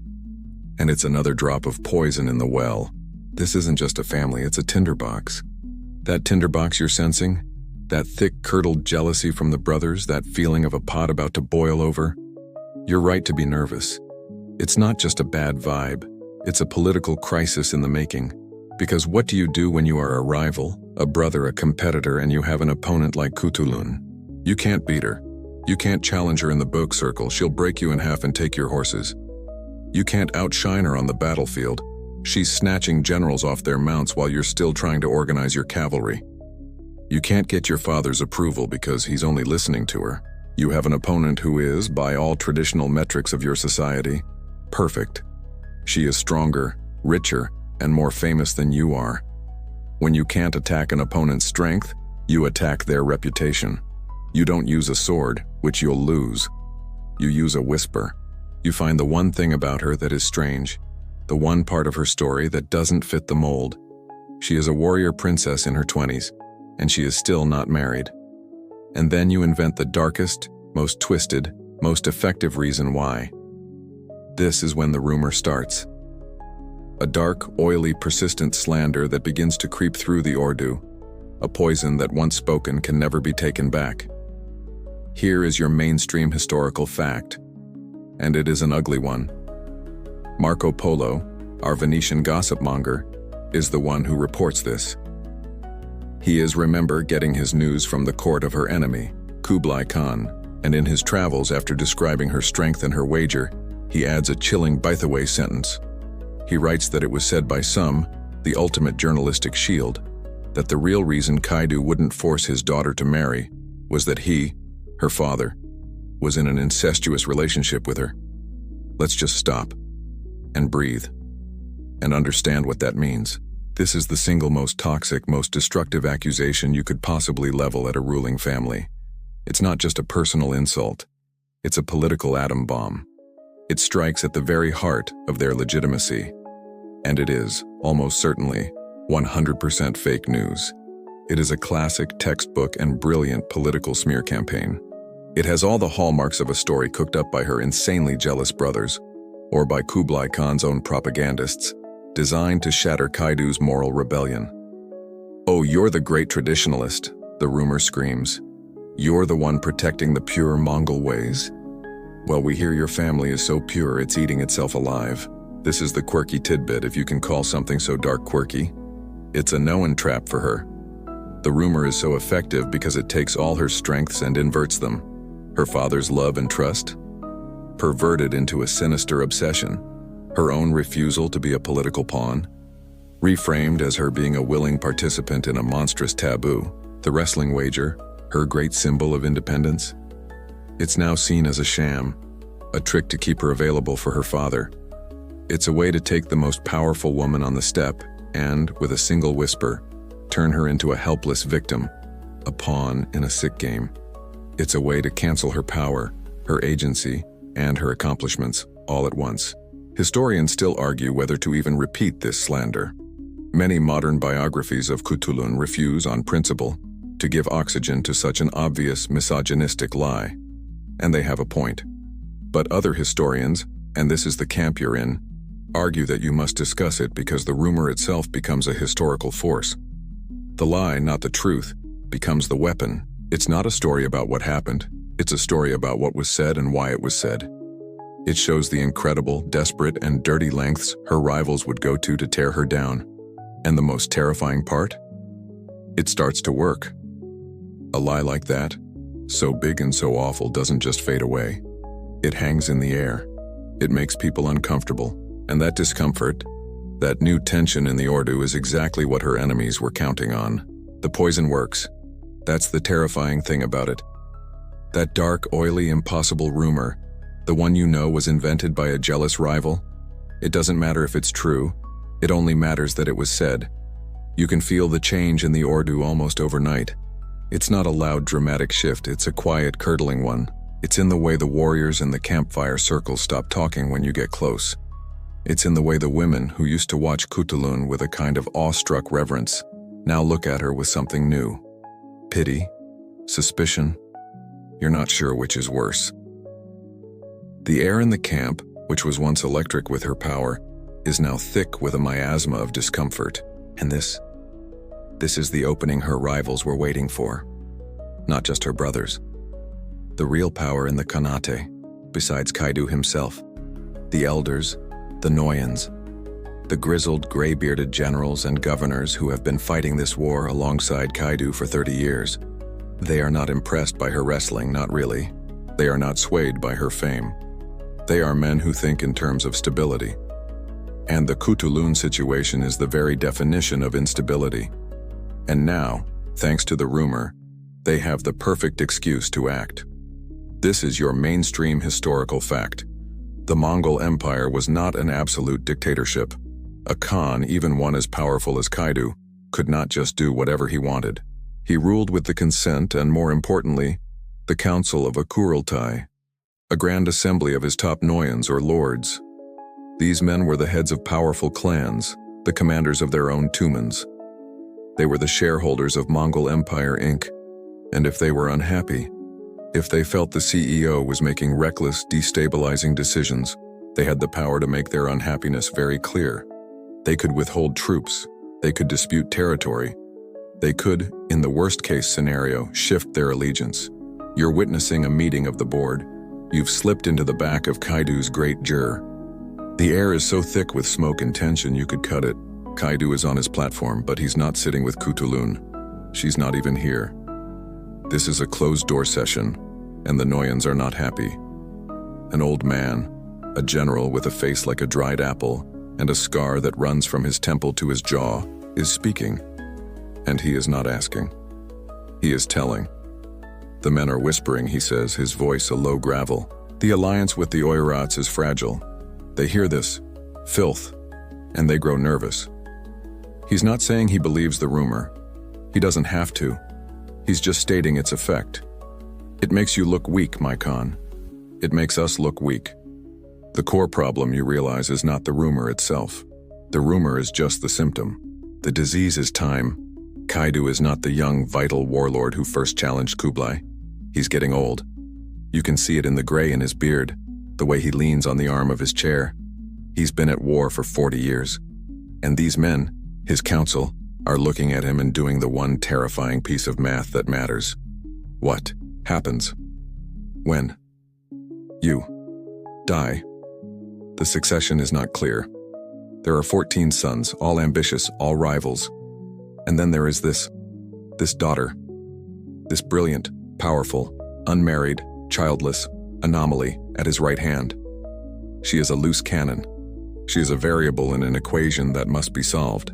Historians still argue whether the council's impatience was a direct result of the incest rumor, a moral panic, a PR crisis they needed to contain. Or was it the other way around?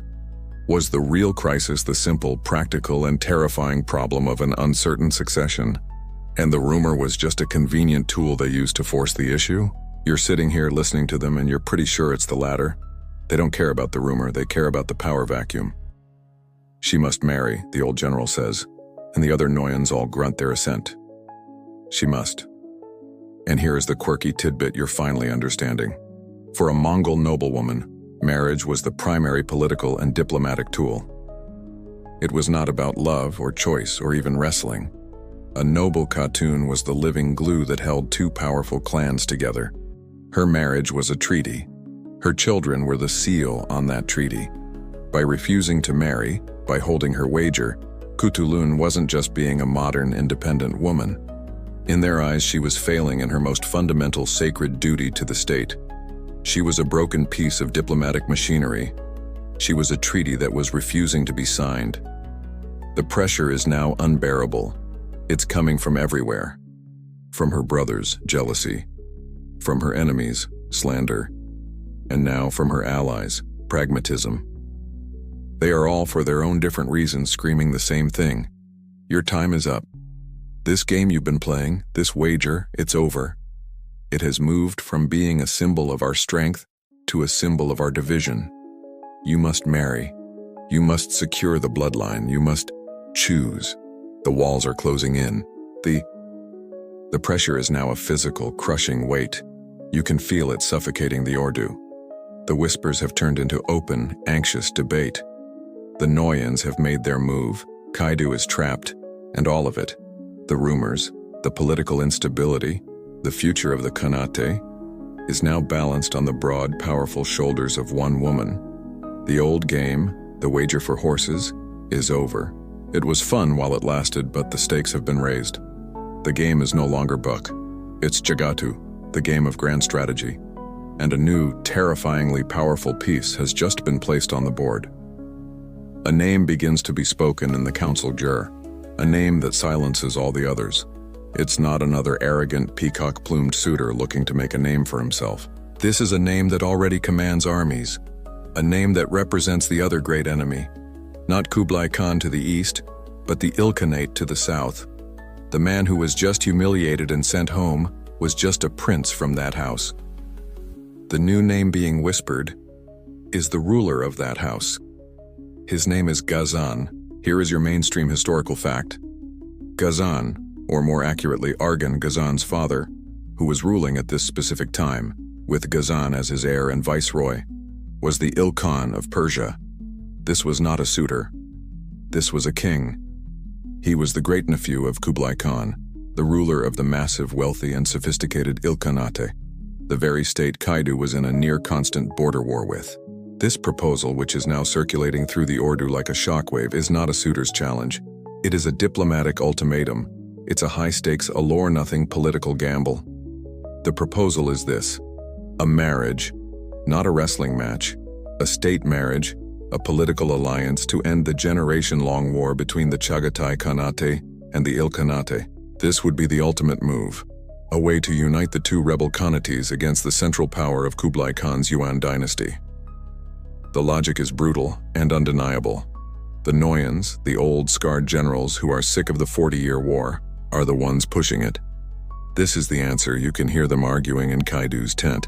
This one marriage secures our southern border, unites our strength, and allows us to focus all our power on Kublai. It is the only smart move. And here's the quirky tidbit about the man they've proposed. Ghazan, who would take the throne in 1295, was, in every conceivable way, the opposite of a steppeland traditionalist. He wasn't a book champion. He was a reformer, a scientist, a polyglot. He would be the first Ilkhan to convert to Islam, a move that would permanently change the religious landscape of the entire Middle East. He was fascinated by astronomy, chemistry, and medicine. He was, in short, a Kublai Khan type, a sophisticated, urban, civilized ruler. He was everything Kaidu and Kutulun claimed to be fighting against. And this puts Kutulun in the most exquisite, painful, and perfect trap you can imagine. Historians still argue whether this marriage proposal was a genuine good faith offer from the Ilkhanate, a real desperate attempt to end a ruinous war, or if it was a political poison pill designed by Kaidu's own council to finally corner Kutulun. It was the one match she couldn't refuse. It was the one suitor she couldn't just throw in the dirt. Think about her options. They are all suddenly terrible. Option 1. She agrees to the match. She marries Ghazan. She becomes a diplomatic pawn, shipped off to Persia, her power neutralized, her father's war ended, but her entire identity as a free steppe warrior erased. Option 2. She refuses the match. She rejects the peace treaty. The war continues. And every single man who dies on that southern border from that day forward, his blood is on her hands. She is no longer a hero. She is a warmonger, a selfish woman who put her own pride ahead of the good of the Khanate. The wager, her brilliant independent proclamation, has finally come back to eat her alive. It has mutated from a symbol of her strength into a political weapon that is now pointed directly at her heart. She is trapped. The political pressure is now so great that even her father, Kaidu, cannot protect her from it. The air in the Ordu is so thick with political tension, you could blunt a knife on it. The Ghazan proposal is on the table, a diplomatic grenade, and everyone is waiting for her to either fall on it or throw it back. The Noyans are meeting daily, their voices a low, angry hum coming from Kaidu's jair. The brothers are for the first time looking openly smug. They think they have her. She is for the first time in her life well and truly trapped. The wrestling your way out option has been removed from the board. And in the middle of this suffocating crisis, an old story, a rumor you hadn't heard before, begins to circulate again. It's a campfire story, a do-you-remember-when kind of tale, and it's told in hushed voices. It's not about the Peacock Prince or any of the other 99 fools. It's about the one who almost won. The story goes that a suitor arrived, not a flashy Persian, but a true steppeland champion, a Noyan from the Ongud, or maybe a prince of the White Horde, a man as strong as she was, as skilled in book, as pure-blooded Mongol as Tengri himself. He came, the story goes, and he wagered his 1,000 horses, and he met her in the Tailgan, and the match did not end in a thud. They met in the center, and it was, the old storytellers say, like two mountains colliding, an immovable object and an unstoppable force in the same body. They grappled. The sun rose high. It crossed the zenith. It began to sink, and they were still locked. The entire Ordu watched, silent, as the two greatest wrestlers on earth fought for an entire day, their bodies slick with sweat, their breath rasping, their feet churning the sacred earth into a pit of mud. Neither could gain the advantage. This is your mainstream historical fact. There is no primary source, not Polo, not Rashid al-Din, that supports this specific romantic legend. This is pure 100% folklore. But the existence of this folklore is in itself a crucial historical fact. It shows that the people needed to invent a story, a chink in her armor. They needed a way to humanize her, to make her fallible. They couldn't accept that she was just better. They needed to believe that somewhere out there was her equal. And here, the story reaches its climax. The sun is touching the horizon. The two fighters are exhausted, barely able to stand. And Kaidu, her father, who has been watching, his face a mask of stone, finally cracks. He walks to the edge of the circle, a thing a Khan never does, and he speaks. And this very moment is the scholarly debate. Historians still argue, or more accurately, folklorists analyze, what this legend says he begged her to do. Version A: he begged her to lose. He looked at this man, this perfect Mongol champion, and saw the answer to all his problems. He saw a son-in-law, he saw a military alliance, he saw grandchildren, he saw a stable succession, and he looked at his daughter and said, "Let him win. Throw the match. He is worthy. End this. Be a woman. Marry him." Version B: he begged her to win. He saw his daughter, his general, his heir, struggling. He saw her about to be defeated, and he panicked. He begged her, "Do not let him win. Do not shame me. Do not shame yourself. Find your strength. He is just a man. Break him." And the legend says, she did. She lost. Whether she threw the match, version A, or was simply finally beaten, a version her brothers definitely prefer, she lost. Her back, for the first time, touched the sacred earth. The champion had fallen. The streak was broken. And Kaidu was furious, because she still refused to marry him. She had lost the match, but she refused the prize. She had humiliated her father, broken the wager, and thrown the entire Khanate into chaos, all for her own pride. And here as the quirky tidbit: the very idea of throwing a book match was not just cheating, it was a profound spiritual crime. A book match was a sacred offering to Tengri, the eternal blue sky. The Tailgan was holy ground. To fake a loss was to lie to God. It was a sacrilege. So this legend, this story that is now being whispered around the Ordu as the Gazan proposal sits on the table, is a devastating one. It's a story that asks, is she so stubborn, so pathologically independent, that she would defy her father, her counsel, and even God, to avoid her duty? The air is unbreathable. The Gazan proposal is a boulder, and the legend of the throne matches the cliff it's about to roll off. The Noyans are demanding a political marriage. Her brothers are whispering, fanning the flames of the slander. Her father, Kaidu, is old, and his council is in open, anxious mutiny. She is trapped. She is the hero, the champion, the general, the sky daughter, and she has finally been checkmated. Any move she makes is a loss. If she marries Gazan, she becomes a Persian pawn, her life's work erased. If she refuses, she becomes a selfish pariah who chose pride over peace. Her name cursed by the families of every man who dies in the war. She failed to stop. You're expecting an explosion, a dramatic tear-filled showdown, a final desperate buck match against her entire family. You are expecting a grand, tragic, operatic finale. What you get is a rumor, a new rumor. And it's so quiet, so mundane, you almost don't believe it. You're trying to get a bowl of that salty tea, and you hear two women who are loading felt onto a camel, giggling. You have not heard a giggle in this Ordu in weeks. They are whispering, and the name they say is not Gazan. You listen, and you hear it. Princess Kutulun is married. You almost drop your bowl. What? You run to the center of the camp. And it's true.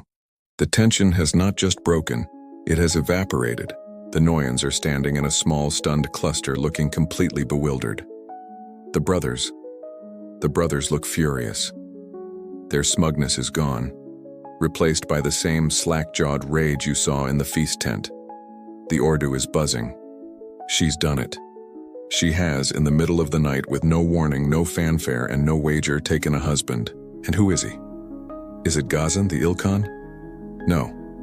Is it the legendary godlike champion from the Buck story? No. Is it a prince from the Golden Horde, or a son of a great Noyan? No. No and no. The man she has married, the man who is at this very moment in her ger, is a man named Aptakul, or maybe Bolod. The sources are so dismissive of him, his name is barely recorded. He is a nobody. He's a coreless warrior, or a Naiman. He's one of her father's officers, a loyal soldier, a competent mid-level commander. He is a guy. This is your mainstream historical fact, and it's the most brilliant, unexpected plot twist in the entire saga. The Persian historian Rashid al-Din, who was so fascinated by her, is the one who confirms it. He writes, with what you can only assume was a raised eyebrow, that yes, after all that, she was given in marriage to a certain man from one of the loyal clans. This wasn't a state wedding. This was a personal decision.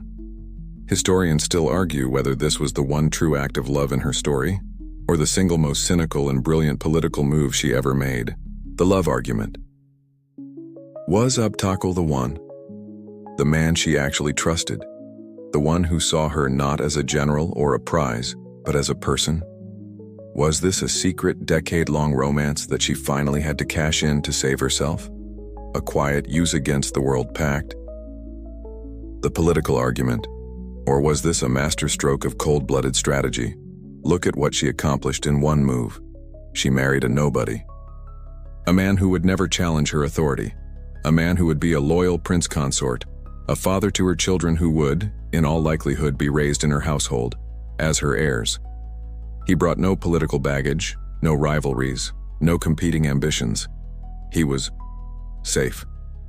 And here's the quirky tidbit, the sheer glorious anticlimax of it. Think about it. Her entire life was a public spectacle.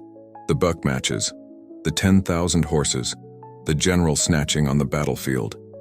The world was waiting for her final act to be the biggest of all. And instead, she eloped with her bodyguard. She diffused the entire international dynastic crisis by making herself suddenly, quietly, and boringly unavailable. She couldn't marry Ghazan. Oh, I'm so sorry, I'd love to, but you see, I'm already married, my bad. It just slipped my mind. Awkward. She didn't just sidestep the trap, she burned the entire game board and walked away. She satisfied the council. You wanted me married? Fine, I'm married. Now shut up. She ended the slander. A married woman, loyal to her husband, can't be sleeping with her father. And she absolutely gutted her brother's ambitions by choosing a husband she controlled, not one they could use against her. It was a move of pure, unadulterated, genius-level defiance, all disguised as the most conventional, wifely, womanly act of all, obedience.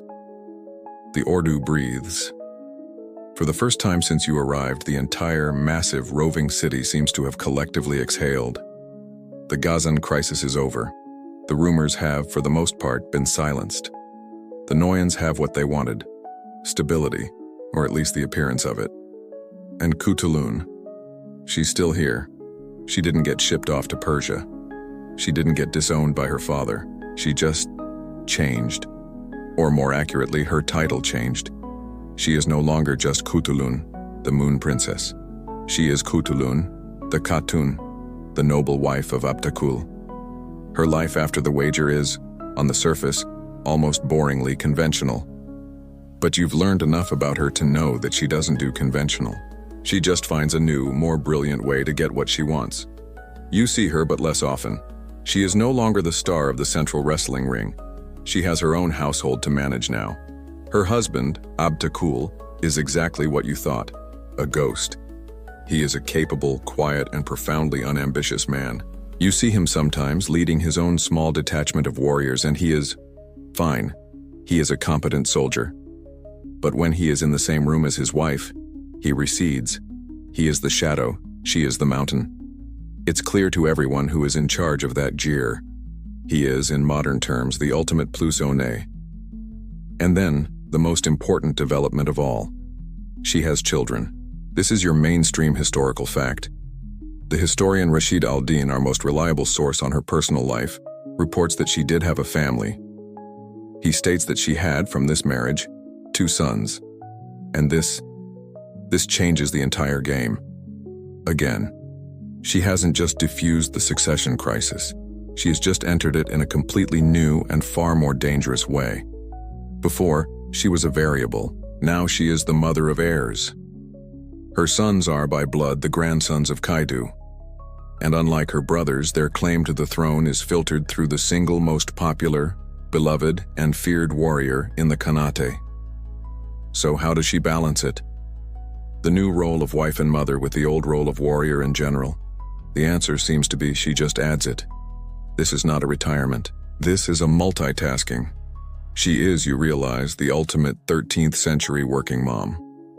Historians still argue whether this marriage and motherhood tamed her, as her council surely hoped, or if it simply refocused her. Was she now a wife first? Or was she a dynast, a stateswoman who had now finally secured her own bloodline? Given her track record, you are 100% betting on the latter. She hasn't stepped back from power. She's just created a new branch of it, loyal only to her. And here's your quirky tidbit about that balance. Our modern idea of motherhood simply doesn't apply here. In the Mongol Ordu, children were often raised communally. More importantly, high-status children were almost always fostered. They were sent to be raised by their grandparents, in this case Kaidu himself, or by other high-ranking families to build alliances. It is almost certain that Kutulun was not, herself, stuck in the gyr all day, changing diapers and singing lullabies. Her sons were heirs of the state. They were likely in Kaidu's gyr half the time, being raised as princes, while she was still on her horse. She was still in the council meetings. She was still, you are certain, strapping on her armor and leading her tumen when the need arose. You see her, one last time, in her father's tent. She's there, at his right hand, just as she always was. But now, her husband Aptakul stands quietly behind her, and one of her brothers, Dua maybe, is on the other side, looking at her with a new cold reptilian hatred, because her victory is complete. She has won everything. She kept her fame. She kept her horses. She kept her father's love. And now she has a loyal husband and, most importantly, sons. She has created the one thing they cannot, a direct, new, and powerful line of succession. She has, you realize, beaten them all. And that, you suspect, is the most dangerous thing she could have possibly done. That victory you saw, that perfect, clean, genius-level checkmate where she married her bodyguard and secured her bloodline? It's a masterpiece. And you're watching her enjoy it. For a couple of years, the Ordu is, well, not peaceful, but the existential dread has lifted. The Noyans are quiet.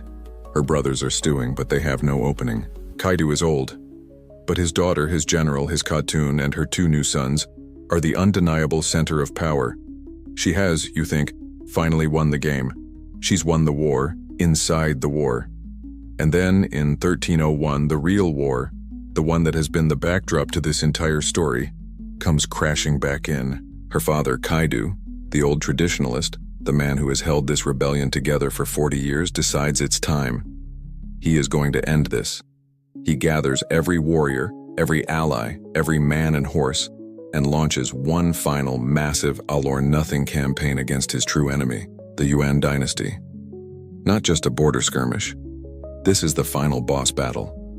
He marches to a place called the Battle of the Zokon River. You are not there. You are back in the Ordu with Kutulun, who is now the de facto ruler of the entire home front. You're waiting. The camp is silent. All the warriors are gone. It's just you, the women, the children, and the old men. The silence is a heavy, smothering blanket.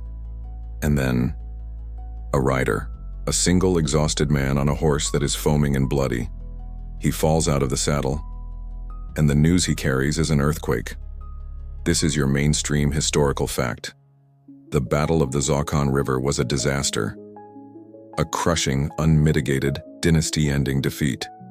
Kaidu's grand army, the one he'd spent a lifetime building, was shattered by the Yuan forces, led by Kublai's grandson, Temur Khan. But the worst news, the news that stops your heart, is about Kaidu himself. He was not killed. He was wounded. Gravely.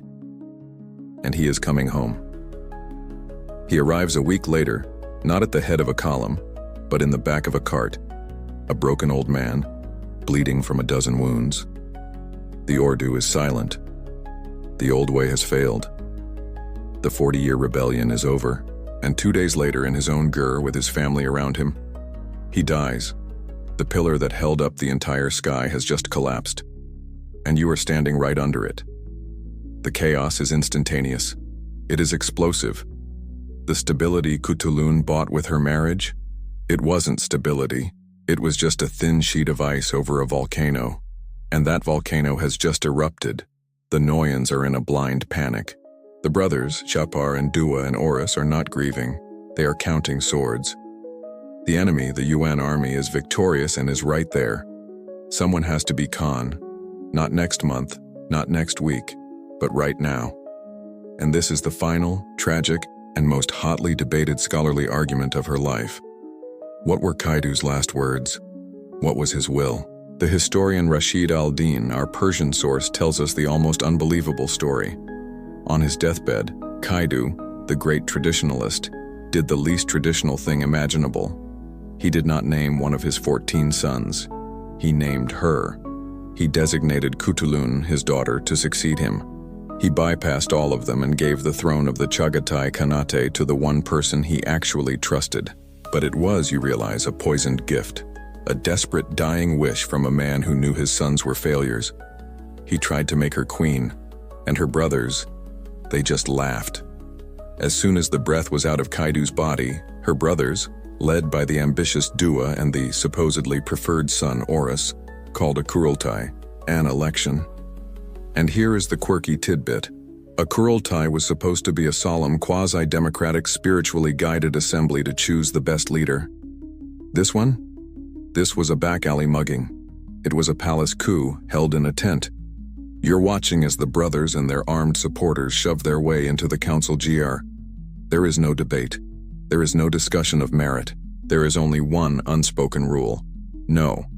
Women. Kaidu's will, his dying wish, is not just ignored. It is spat on. The Noyans, the same weak-willed men who pressured her to marry, now bow to the sons.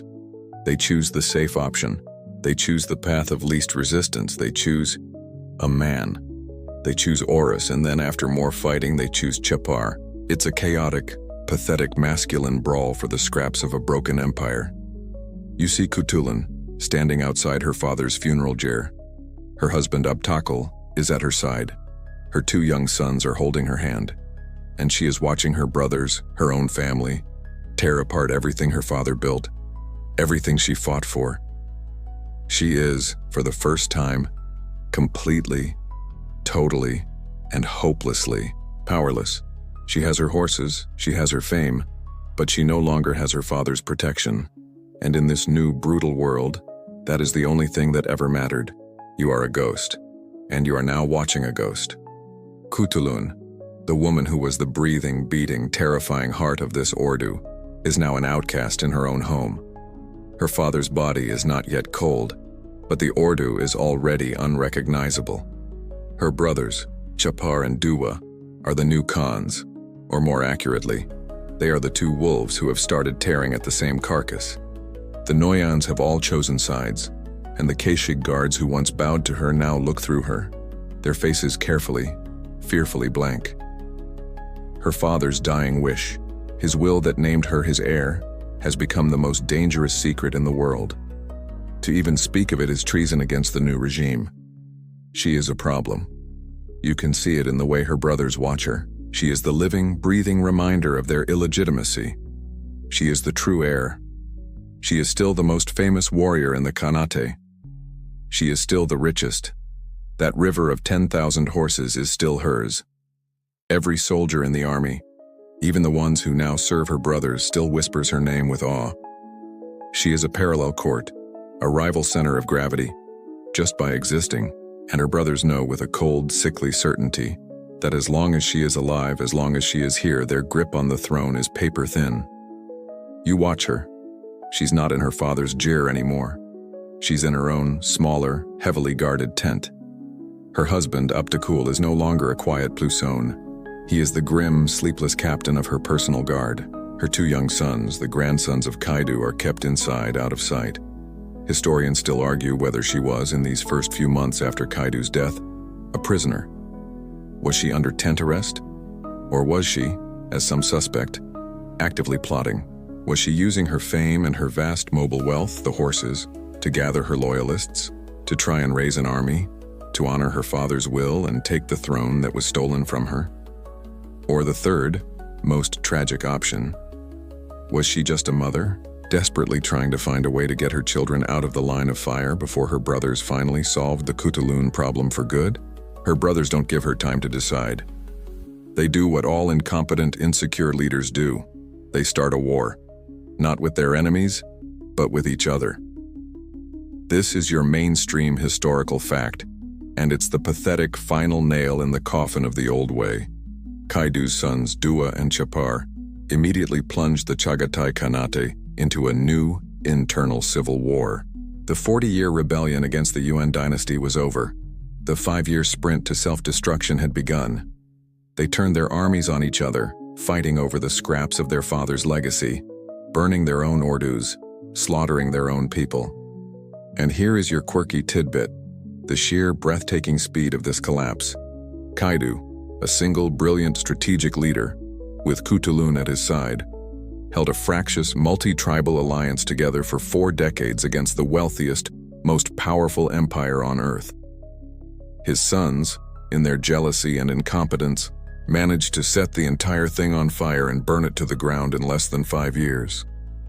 It's a staggering historical testament to the fact that traditionalism and the old way were not a self-sustaining ideology. They were a one-man and one-woman show. The moment the showrunners were gone, the entire production collapsed. The end comes, not as a single battle, but as a flood. The Yuan dynasty to the east and the Ilkhanate to the west, the two superpowers she and her father held at bay for so long, see the chaos. They see the brothers fighting, and they pounce, they invade, simultaneously. The Chagatai Khanate, which was once a world power, is now just a speed bump. Chapar is defeated. Dua is defeated. The ordus are burned. The people are scattered. The herds are stolen. It is a total apocalyptic liquidation of the entire rebel state. And in this chaos, you lose her. You're in her camp, on the edge of the Altai Mountains. It's a blizzard. The smoke from a dozen burning villages is on the wind. Yuan cavalry is sweeping in from the east. You see her not in armor but in heavy furs. She's on her horse. Her husband Abdakul is beside her, and her 2 sons are strapped to her. She is not a general anymore. She is a refugee. She is one of thousands, fleeing for her life. Her personal tumen is gone. Her 10,000 horses are scattered, stolen, or dead. She gives one last look back at the burning steppe, her face the same impassive, unreadable mask it was in the wrestling ring, and then she turns, wheels her horse and rides north straight into the teeth of the blizzard. She vanishes, she, her husband, and her sons. They just go. The record, which was so loud with her name, goes utterly silent. There is no grave. There is no final battle. There is no death date. The year is 1306, and Kutulun, the Moon Princess, the Sky Daughter, the greatest wrestler on the steppe, is gone. She is erased from the story, swallowed by the smoke, the snow, and the absolute unforgiving silence of history. You're standing in the snow in the blizzard in 1306, and there is nothing. Just the white, howling void. The most powerful woman on the steppe, the champion, the general, the queen who should have been, is gone. Erased, swallowed by the storm, by her brother's incompetence and by the unforgiving silence of history. This is where her life ends, but it's where her story, the one that's a whole lot less true and a whole lot more famous, is just beginning. Her body is gone, but her legend is now a ghost and it starts to travel. Her story is too good to die. A princess, a wager, a line of defeated men. It's the perfect campfire tale. It's the perfect can you believe what those barbarians air up to gossip. And so, it detaches from her, from the smell of horse and arag and dung fire, and it floats away. It travels down the Silk Road, that same artery of trade that she and her father fought so hard to control. It leaves the steppe and enters Persia. And in Persia, a place of poetry and palaces, and a very different idea of what a princess should be. The story begins to change. It gets cleaned up, civilized, and, frankly, ruined. This is your mainstream historical fact. The first and most famous transmission of her story is not as a warrior. She is written into a collection of Persian tales, a book of marvels. Her story is told and retold, but with each telling, the steppe dirt gets washed off. She gets put in a palace. She starts wearing silk, and the wager starts to get weird. The scholarly debate here is a fascinating chicken and egg problem. An even older Persian story, from a 12th century poet named Nizami, already existed, about a cold Russian princess who tested her suitors. So what happened? Did the very real story of Kutulun get poured into this older fictional mold? Or did the existence of this old legend influence how people like Marco Polo interpreted and recorded the real-life Kutulun? It's impossible to know, but the result is the same. The real Kutulun, the one you met, begins to merge with a fictional archetype, the difficult princess. The story, now a polished Persian fable, makes its next jump. In 1710, a French scholar named François Petit de la Croix, a man who, you can be sure, had never wrestled anything tougher than a tight cork, translates a collection of these tales, and he's the one who gives her the name that will stick. He calls her Turandot. And here is your quirky tidbit. Turandot is not a name. It's a Persian label. It literally means Turandot, or daughter of Turan. Turan was the name the civilized Persians gave to the uncivilized north, the land of the Turks, the Scythians, the Mongols. Her new name is quite literally Miss Barbarian Land. It's not a name, it's an exhibit label. She is no longer a person, she is an exoticism. And in this new French version, the story gets its most devastating upgrade. This new civilized Turandot doesn't wrestle her suitors. Oh heavens no, that's filthy. That's for the barbarians. No, this new shiny 18th century princess tests her suitors with riddles. You heard me. She's been nerfed. She has been demoted from a 200-pound horse-rick, general-snatching Khatun to a trivia night host. A man's failure no longer costs him his horses. It costs him his life. She is, in this version, becoming cruel. Not strong, just mean. But we're not done. The story makes another leap. An Italian playwright, Carlo Gozzi, reads the French version and turns it into a play in 1762. And then, finally, the story lands in the hands of the man who will seal her fate, the Italian composer Giacomo Puccini. In the early 1920s, he decides to write his final great grand opera. He calls it Turandot. And this is the final insult. This is the final, tragic, unrecognizable ghost. Puccini's Turandot is not a woman, she is a symptom. She is a bloodthirsty, man-hating, ice-cold soprano who lives in a palace in Beijing, not a Gier on the steppe. Why does she hate men? Not because she's a self-sufficient warrior, but because, as she explains, her great-great-great-grand-ancestress was assaulted. So now she's a psychological case. She's not powerful, she's damaged. Her wager? The riddles. And if you fail, beheading. She has gone from a champion who takes your horses to a hysterical monster who takes your head. Her most famous song, Nessun Dorma, isn't even her song. It's the prince's song about how he's going to win her. And how does he win? Does he out-wrestle her? Does he outsmart her? No. He corners her, and he kisses her, against her will. And this one true love's kiss, melts the ice princess. Her entire man-hating, bloodthirsty persona just dissolves. Because as the opera makes clear, all this strong, powerful woman really needed was a good, non-consensual kiss from a handsome tenor. That's it. That's the end of her line. You are standing here in the cold, and you can see the entire devastating lineage. A real woman, a warrior, a general, a daughter, a mother, a brilliant politician who defied her entire world, is slowly, century by century, defanged, declawed, rewritten, and civilized, until she is nothing but a fictional, hysterical soprano in a pointy hat who just needs a man to fix her. You came here to find the hidden story of a princess who refused to marry. And you did. But you also found the hidden story of how history, how we, take a woman who is too strong, too real, and too powerful, and turn her very, very slowly into a song. And so, the sound of the opera fades. The crowd, the high notes, the tragic, beautiful lie. It all just dissolves like smoke in the snow.